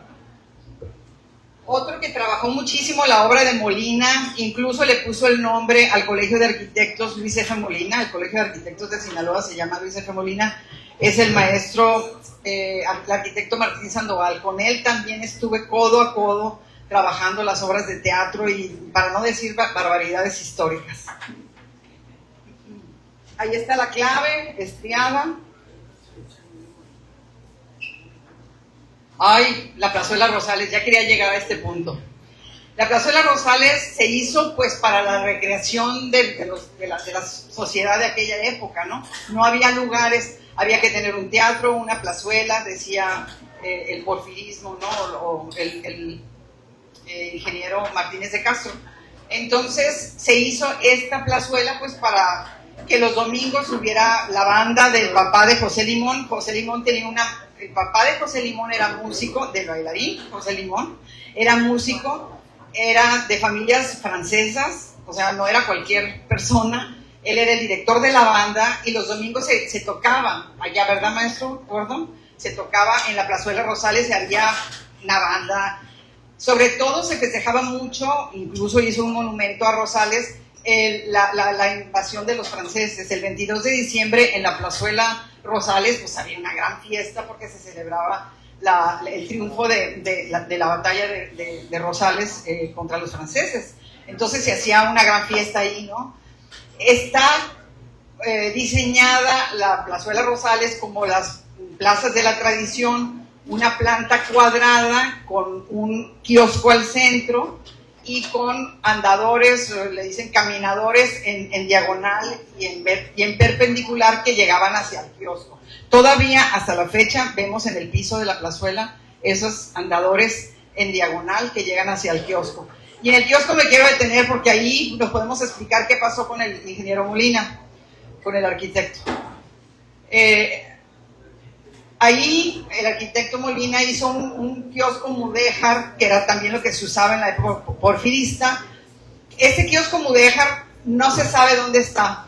Está en la casa, dicen, de un político, pero ya lo robaron y tenemos otro que es el que vemos, pero el mudéjar alguien se lo llevó.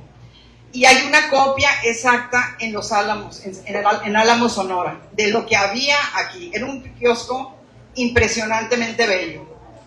Dicen que está en una casa particular. Bueno, cuando estaba, ya saben que los arquitectos, y más un arquitecto como Molina, era muy, muy fijado en los detalles, en la perfección, en que todo saliera perfecto.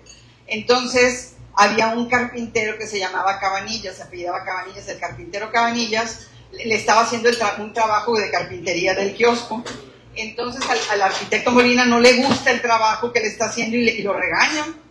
Y aquel sinaloenzón, ya saben, de armas tomar, se enoja y entonces le dice que le pague y se hicieron de palabras y al parecer no le pagó y se fue. Enojadísimo, dejó la obra y ¿qué creen? Resulta que el coronel, Cabanillas, en la revolución viene convertido en coronel revolucionario. Mírense, en China la piel. Entonces dijo, lo primero que voy a hacer llegando a Culiacán es matar al arquitectito Molina.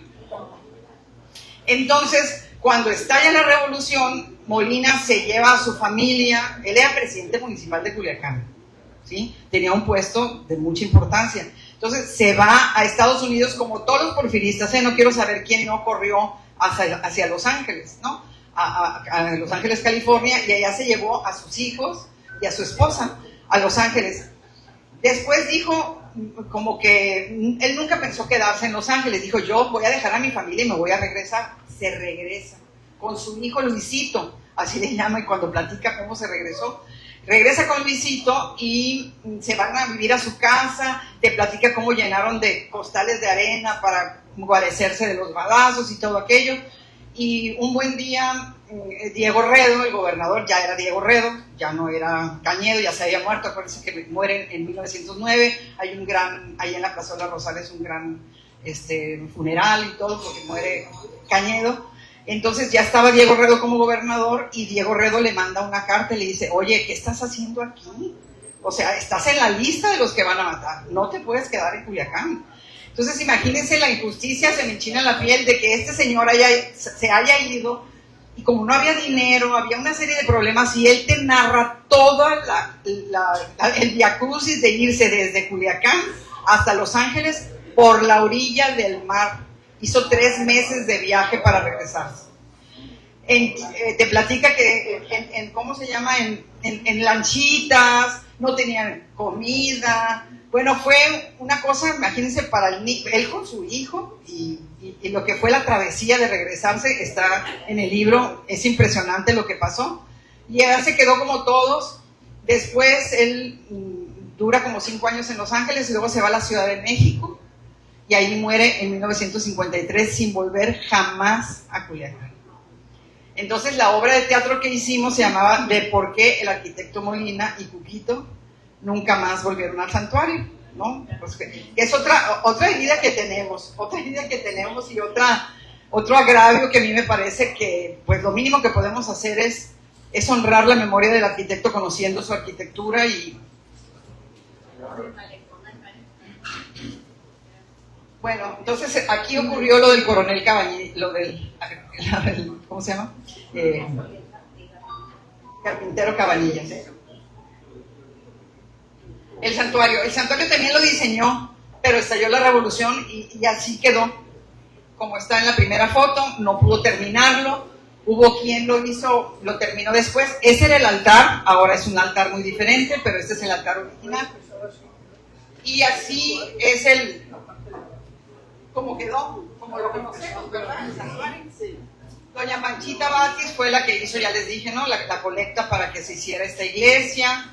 Ahí hubo, en la revolución, vemos, si tú vas al santuario ahorita, puedes ver, entras al santuario, aquí está la puerta principal, y si te vas a tu mano derecha, ahí ves los balazos de la revolución todavía. Entonces yo llevé a los niños también a conocer y a ver los balazos, incluso uno de los muchachos que trabajaban ahí me regaló una bala, me dijo, esta bala la encontré yo en la pared, y la saqué pues para guardarla y se la voy a regalar porque ¿cuántas veces fuimos al santuario a llevar niños? Pues no sé, muchas veces.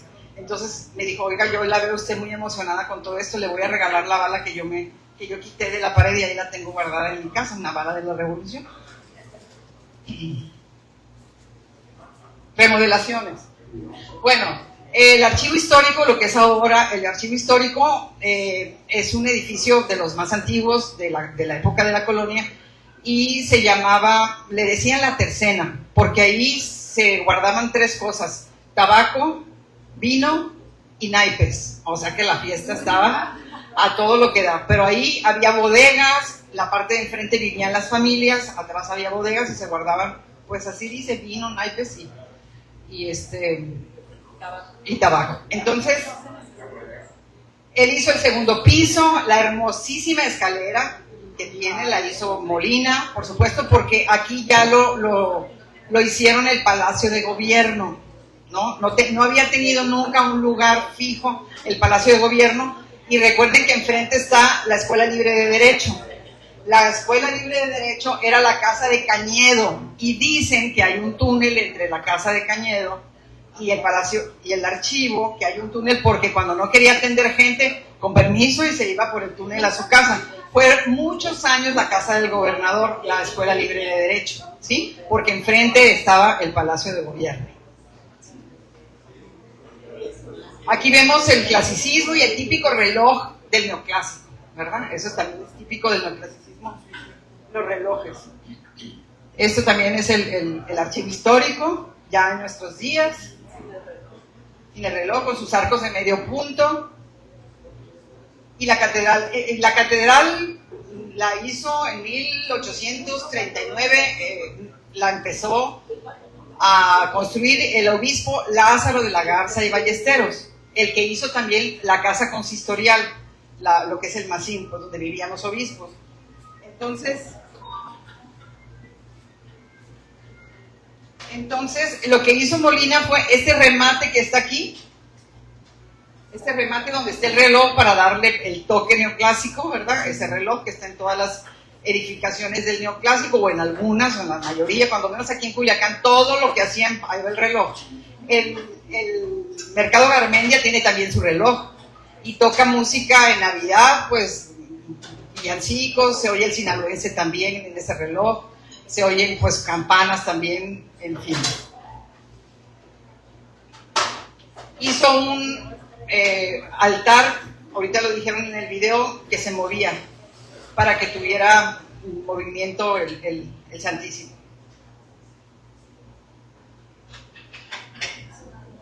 Hay polémica que si yo sabía que Molina había traído de París el ángel, el San Miguel Arcángel, pero hay gente que dice que no, que fue de otro no sé qué, pero bueno, sobre la mesa lo ponemos si fue Molina o no.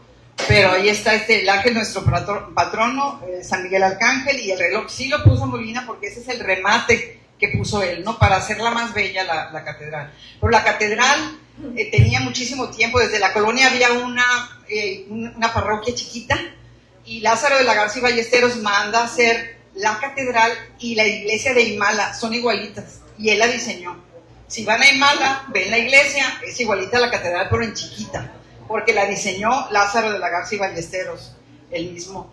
Luego, como hubo también guerras en la época de la Reforma, se tardó muchísimo en inaugurarse la catedral, por allá por 1880 y tanto se inaugura, ¿no? No había llegado Molina, ¿no? Cuando se inaugura esa gran edificación. Bueno, ya dijimos que hizo el mercado de Mazatlán, en otras comunidades, una escuela en Abolato, un proyecto de escuela para Mocorito, el Palacio Municipal del Fuerte, proyecto y construcción de varias casas particulares, hizo el proyecto de canal de riego, o sea que el ingeniero a todo lo que da. La alineación, lo que hizo fue alinear en 4 cuarteles la ciudad, 1, 2, 3, 4, por aquí el Boulevard Madero, era la mitad de la ciudad, y el Boulevard 2 de Abril, que hoy es la colonia Obregón, la calle Obregón, perdón, era la calle Mariano Martínez de Castro, que ahora se llama Álvaro Obregón. Entonces él dividió bien ordenadita la ciudad en 4 cuarteles, dice que le dijeron, cuando quiso hacer el Boulevard Madero, que era de 30 metros de ancho, dijo que le dijeron, oiga, ¿y dónde se ha visto calles con esa anchura? O sea, la gente le reclamó, siempre se reclama, ¿no? Entonces él hizo su acomodo y ordenó, le puso nombre a las calles, porque estaba la calle del Pescado, no sé qué, la calle de la Libertad, la calle no sé qué, y él le puso nombres más, también pues no civilizó, y no van a creer que hizo también.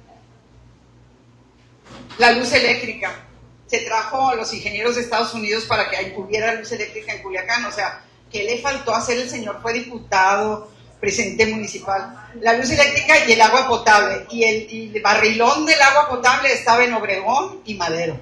Ahí estaba un pozo gigantesco que él mandó construir. Fue maestro de colegios Sin Rosales, fue prefecto, diputado, vicepresidente del ayuntamiento, también presidente municipal, y magistrado, presidente del Supremo Tribunal de Justicia. O sea, el señor no sé a qué horas dormía. Ahora sí vamos a ver sobre el neoclasicismo, es rapidito, y ya vamos a cerrar. ¿Cómo le hago con el video del video? Siglo XVIII, en Francia e Inglaterra, el neoclasicismo, donde se inició el movimiento neoclásico como reacción al estilo barroco, a los ya que excesos se del consideraba barroco excesivo y anticuado. La arquitectura neoclásica es un estilo arquitectónico que se inspira principalmente en la arquitectura grecorromana. Se caracteriza por el uso de los órdenes clásicos, como el dórico, el jónico y corintio. Igualmente por las proporciones armónicas, la simetría, la sobriedad y la monumentalidad. La arquitectura neoclásica representaba el ideal de belleza, racionalidad y progreso del movimiento ilustrado que valoraba el uso de la razón, el conocimiento científico y el progreso humano. Entre las características principales de la arquitectura neoclásica podemos encontrar que los arquitectos neoclásicos se inspiran en los grandes monumentos de la antigüedad grecorromana. Estos arquitectos emplean los mismos elementos en la antigüedad como las bóvedas, las columnas, cúpulas, frontones, entre otros. La columna es un elemento base e indispensable en cualquier construcción, sobre todo la columna dórica con fuste acanalado. Como tal, la arquitectura neoclásica es el contrapunto contra la excesiva decoración del rococó y del barroco, ya que destaca la sencillez al ornamental.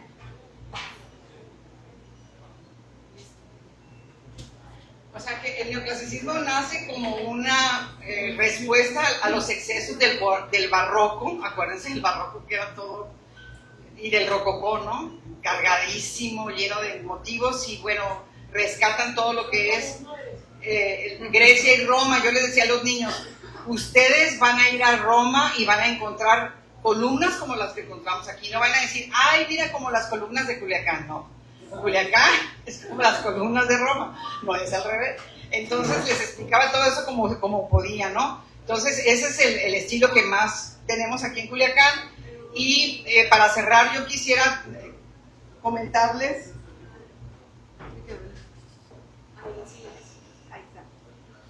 sobre un término que me encontré investigando, que es el genius loci. Este arquitecto noruego, yo dije, a ver, voy a buscar en internet patrimonio histórico, arquitectura, comunidad, estos temas, y me encontré con este arquitecto noruego que nos habla del genius loci. María Emilia López Nidencia, que habla como 20 idiomas, me dijo que no es loci. Pero dije, a ver, es loci, es loci, ¿cómo se dice? Genius, no, es genius loci porque es latín civil, no es latín eclesiástico, ¿sí? Entonces, genius loci es el carácter, la esencia y la personalidad de un espacio, de una ciudad. Y lo que yo los invito en este momento, creo que por lo que estamos viviendo en esta ciudad tan lastimada, necesitamos construir el genius loci, un nuevo genius loci de Culiacán, crear otra atmósfera, decir que no nos distinga la violencia, sino otro tipo de cosas como la ópera, porque también he dado una conferencia de ópera, porque la ópera nos representa a nivel mundial. Somos potencia en ópera en Sinaloa, formamos a cantantes de todo el país aquí en Culiacán, a cantantes de todo el país. O sea, Sinaloa, en contraste con todo lo que es la violencia, somos muy fuertes en el tema operístico, muy fuertes en el tema arquitectónico. Necesitamos enseñar a nuestros niños a respetar a los edificios, a no destruirlos, porque pues nada más en Mazatlán no se ha destruido nada y aquí hemos sido tremendos, y me da mucha tristeza saber que por la calle Rosales está la casa de Molina en ruinas, ¿sí? Cuando ahí podríamos hacer un museo de la ciudad, un museo de Molina, un museo que nos diga quiénes somos y hacia dónde vamos, porque cuando conocemos la ciudad, pues sabemos su historia y de dónde venimos, ¿no? Entonces a nosotros, a los arquitectos, les toca descubrir el genius loci del lugar. O sea, descubrirlo y rescatarlo, ¿sí? A ver cuál es el aire, el espíritu del lugar, para que no esté, porque ahorita no vamos a hacer el Teatro Apolo con la arquitectura neoclásica, no vendría al caso. Necesitaríamos hacer un estudio del genius loci actual para reconstruirlo en todos nosotros. Entonces mi invitación es a que nosotros en nuestras familias, en nuestras empresas, vivamos la ciudad de otra manera, la sanemos visitándola, hablando sobre ella. Yo fui a Yucatán y me encantó ver a los niños yucatecos de todas las clases sociales que aman su ciudad y que pelean por ella. Yo nunca he visto aquí a alguien que pelee por lo nuestro. ¿Qué es Sinaloa? ¿Qué somos los sinaloenses? Por eso hay que reconstruir ese espíritu sinaloense y ese genius loci de nuestra ciudad. A nosotros nos toca descubrirlo, nos toca revelarlo y nos toca cuidarlo. Cuando llegamos a un edificio tan grande como la Catedral de Colonia, dice otro arquitecto español que se llama David Charraní, que es como vasco, que cuando tú llegas a un espacio arquitectónico, los espacios arquitectónicos como la Sagrada Familia, como la Catedral de Colonia, no se hicieron para el ojo.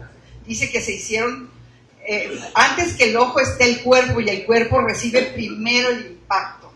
Fíjate qué interesante. El cuerpo recibe el impacto, y entonces no me digan que no es emocional la relación que tenemos con las ciudades. Sí es. Yo creo que el genius loci del Jardín Botánico es hermoso. Hay lugares que ya tienen su genius loci, el Jardín Botánico. A mí me parece que el Macín tiene su genius loci.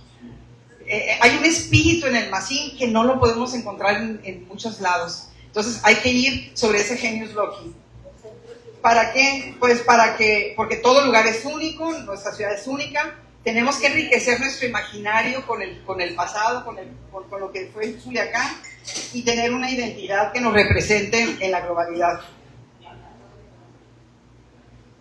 Cada edificio, cada monumento, cada edificio, cada monumento, cada calle es única, y su historia también es única y responde a quiénes somos, de dónde venimos y nuestra evolución histórica. Todo cambia y hay capas en las ciudades, hay épocas superpuestas, ¿no? Caminar la ciudad permite ver estilos y épocas que se entrelazan. La arquitectura nos da sentido de pertenencia y orgullo de quienes fuimos y de quienes somos. Y entonces se despierta el amor.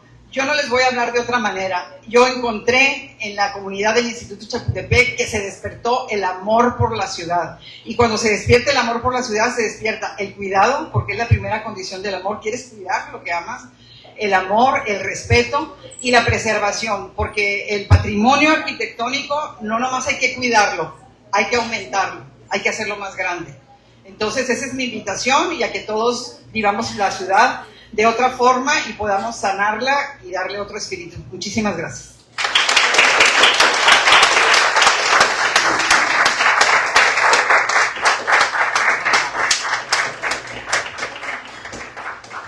Bueno, pues como siempre agradecerles, y entramos en este espacio de preguntas, felicitaciones, lo que gusten comentarle aquí al expreso. Magnífica exposición. Dentro de los patrimonios cultural, social, político, funerario, de todos los que hay, ¿qué edificio? No se oye bien. No, ¿le pasó Acá. A ver. Más pegado. Pégatelo más, Sonia. ¿Qué edificio? Ah, Ahí está. bueno. No, yo nunca uso teléfono. O es caballola. Bueno, que dentro de los patrimonios que te dije, ¿qué edificio histórico de Culiacán representa para ti la historia real de la ciudad? ¿Y qué se necesita para reforzar y conservar, para su conservación? ¿Qué acciones? Pues yo creo que primero que todo sería muy difícil elegir un edificio, ¿no? Pero hay muchos muy representativos, como por ejemplo el Macín. A mí me parece que se ha conservado, que tiene un espíritu, que está a la mano de Molina porque hizo el segundo piso. La escalera tiene un espíritu que no se ha perdido, tiene un pasado que fue cárcel, es museo pero fue cárcel, y cárcel en los 70s, no en la época de Molina. Entonces a mí me cautiva mucho, y ya se pudieron dar cuenta lo que es el Macín. La catedral, por supuesto, todas las catedrales pues son emblemáticas, pues, ¿no?, de la ciudad. Y el santuario y la plazuela Rosales, ese eje, les quiero decir algo que es maravilloso. Les voy a dar una buena noticia. La Universidad Autónoma de Sinaloa tiene un proyecto extraordinario para el centro de la ciudad, para revivirlo. Cambiar calles, hacer un complejo cultural y artístico en la Plazuela Rosales, en lo que es el edificio central de la universidad. Creo que ya está listo, pero ¿saben qué lo tiene atorado? A mí me invitaron para que fuera como un contacto con la iniciativa privada para que esto se lleve a cabo, pero ya vi el proyecto, es maravilloso lo que se quiere hacer ahí, la universidad. Necesitamos...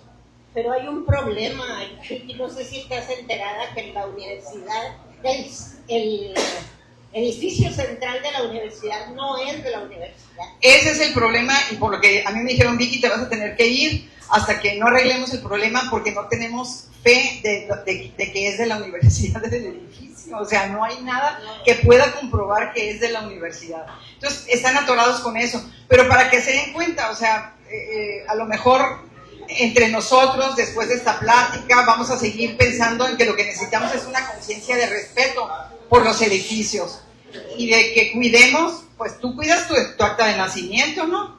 Tú cuidas tu herencia, tu testamento. Entonces, cuidar los papeles, no descuidar ese tipo de cosas. Somos muy aventados los sinaloenses y creo que ahí está también el problema, ¿no?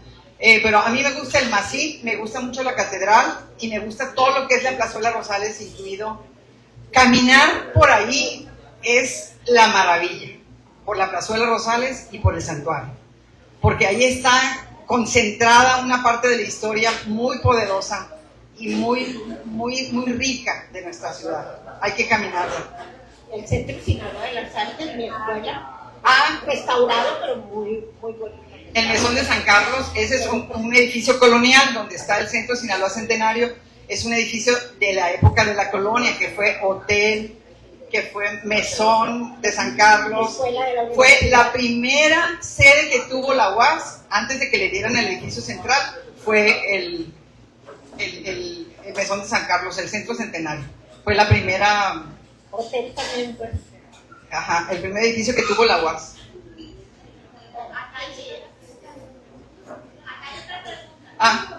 Pasen el... Bueno, buenos días. A mí me intriga saber dos cosas. Principalmente, pues, he estado haciendo apuntes y quiero saber si la F es de Fernando y no es de Filomeno, para corregir mis apuntes. Es de Felipe. Okay. Luis Felipe Molina, es su nombre completo. Luis Felipe Molina Rodríguez, exactamente. Y la otra cuestión que me intrigaba era saber acerca del proyecto de la obra de teatro que quieren realizar, porque me llama la atención. Bien mencionó que quisiera retratar la trayectoria que tuvo este arquitecto, pues aquí en Culiacán. Cuando nosotros la pusimos, ¿saben qué decía la gente? Esta obra la tiene que ver todo Culiacán, porque allí estaba concentrado. Era una maestra que se llamaba Istorrina, que ella ponía todos los edificios en una proyección para que la gente los conociera y el arquitecto se sentía fabuloso de ver en una... Pero ¿cómo le hace para que yo vea mis edificios en esa pared? O sea, era la parte chusca, ¿no? Cuando él hacía comentarios sobre la modernidad y todo eso. Entonces, mira, la estrenamos en el 2005, la volvimos a poner en el 2008, está hecha para el archivo histórico, y la quiero proponer pueden ser dos posibilidades, si se puede, para los festejos de Culiacán, los próximos festejos del aniversario de la ciudad, o para los 400 años, ¿cuántos van a ser? Nicolás.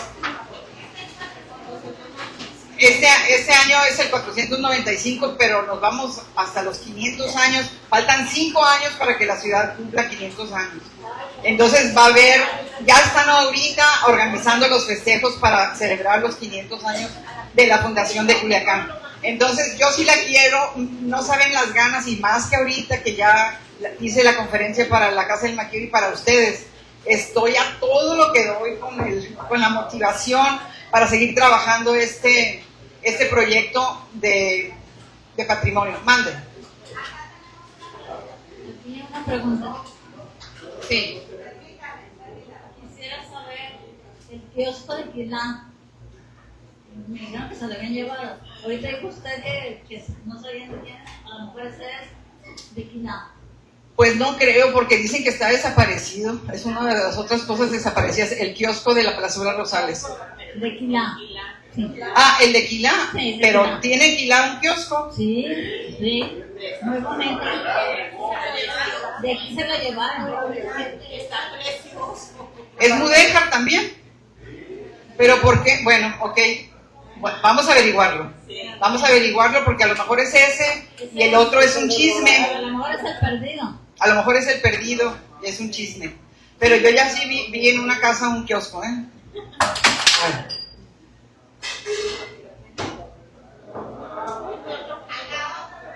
La Fundación Sinaloa, hace muchos años, diseñó un kiosco.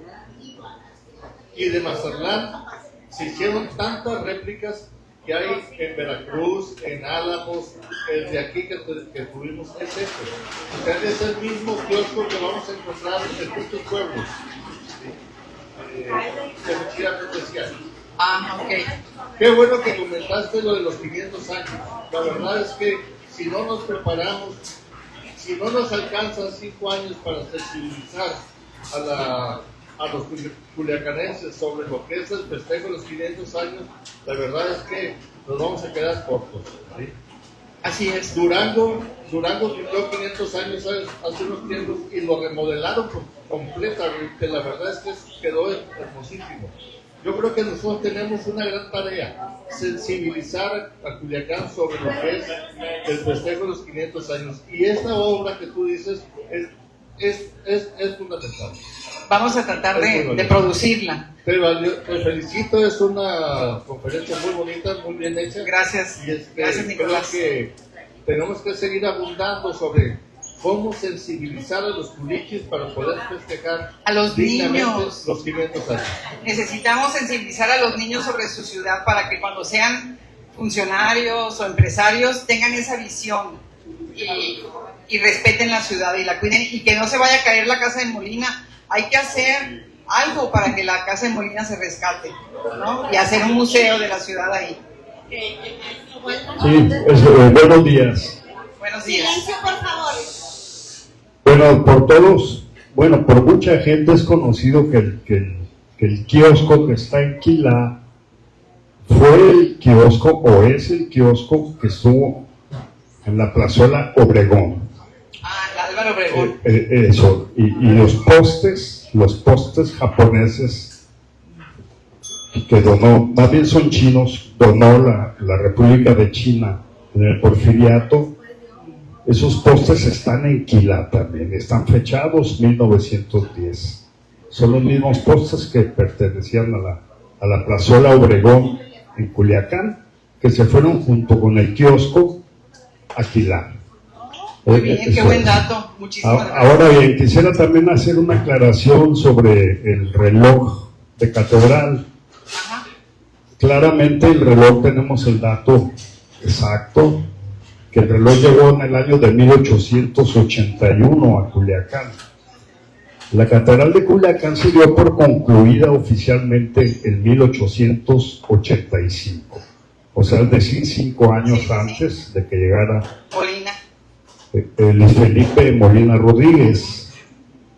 Muy probablemente Molina hizo algunos cambios o mejoras en el frontispicio de catedral.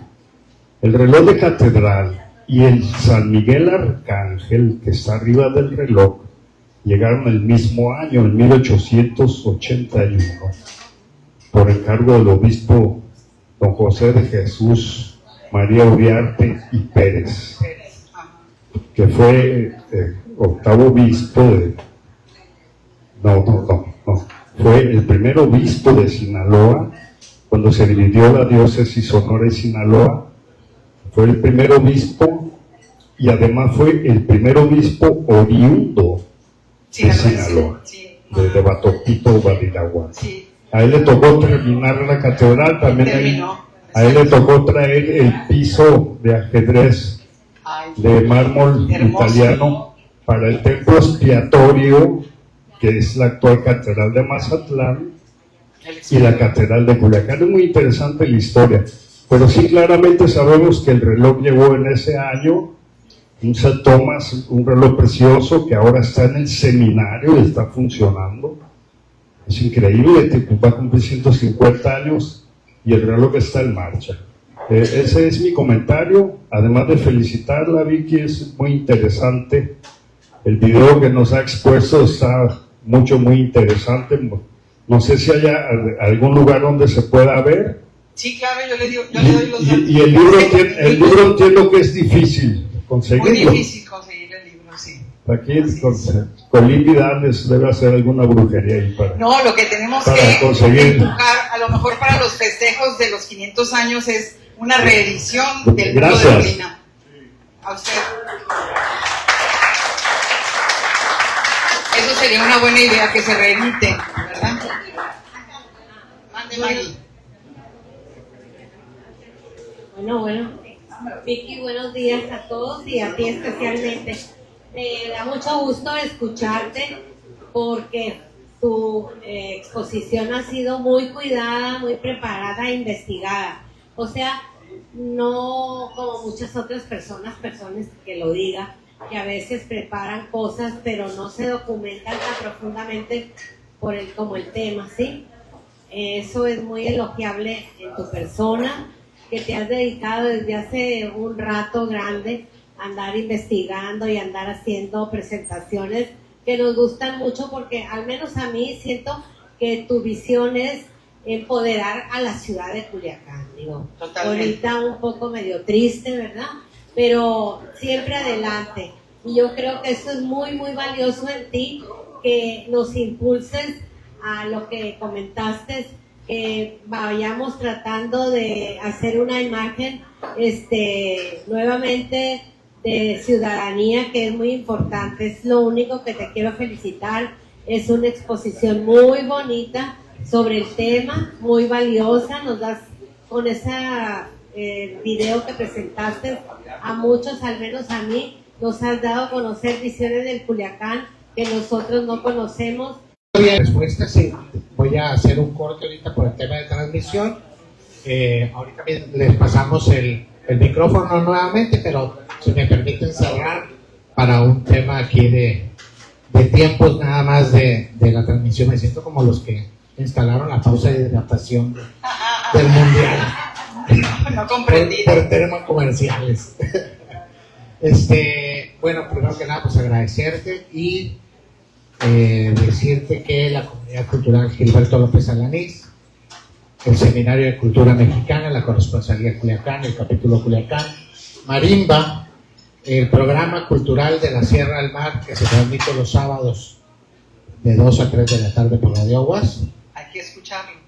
Mientras ya hay transmisión, no, todavía no, ¿verdad? Todavía no. Ok. La enramada, coloquio Novela Negra, de nuestro amigo Diego Molina. Otorgan el siguiente reconocimiento a Victoria Tato por haber participado en la charla Patrimonio Arquitectónico de la Ciudad, Historia que construye comunidad. Miércoles 8 de julio del 2026 se trae Jesús Héctor Peraza, presidente de la comunidad, agradeciéndote enormemente esta enorme charla y decirles que seguimos todos los miércoles luchando también por construir una mejor sociedad. Entonces tenemos algunos anuncios parroquiales y seguimos después. Vicky, muchísimas gracias.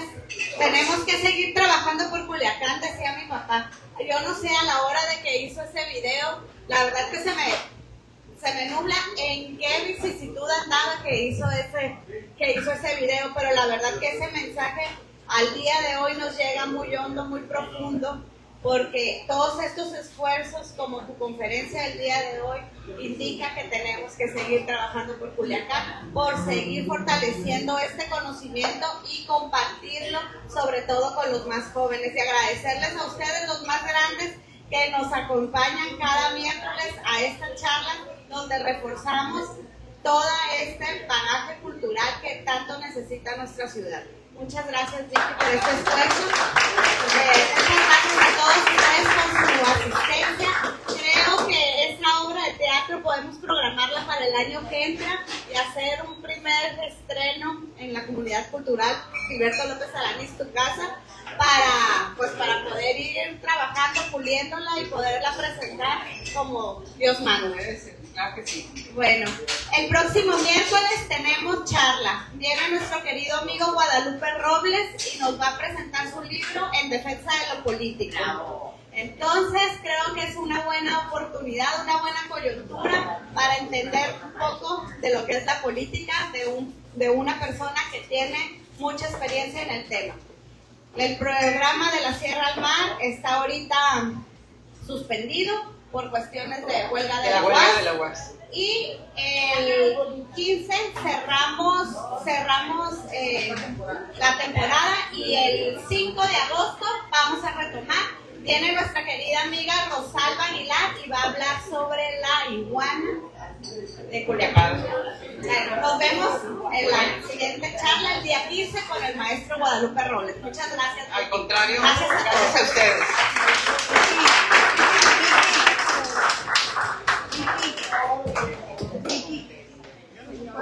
Sí, claro, ahorita vamos a seguir platicando.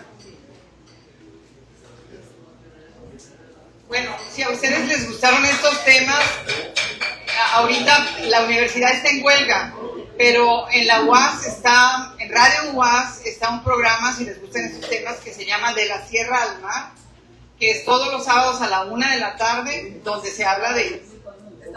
Ah, es cierto, es a las 2. Ya, es que fue como 20 años a la 1. Ahí me invitaron algunas veces y participé. Muy padre programa. Se habla de historia, se habla de todo lo que es el patrimonio artístico y cultural. Hay que escucharlo. Y también hay otro que se llama, en Radio Sinaloa está el de Teodoso, Pasajes de nuestra historia a la 1. Es a la 1. Por Radio Sinaloa hay otro programa de historia los sábados. ¿Sí? Entonces a la 1 en Radio Sinaloa, a las 2 en Radio UAS, está De la Sierra al Mar y se tocan todos estos temas. Arqui, ¿usted quiere decir algo? El Arqui Rogers, que fue testigo de todo lo que hicimos ahí en el archivo. ¿Dónde está su Bueno, aquí le doy esta.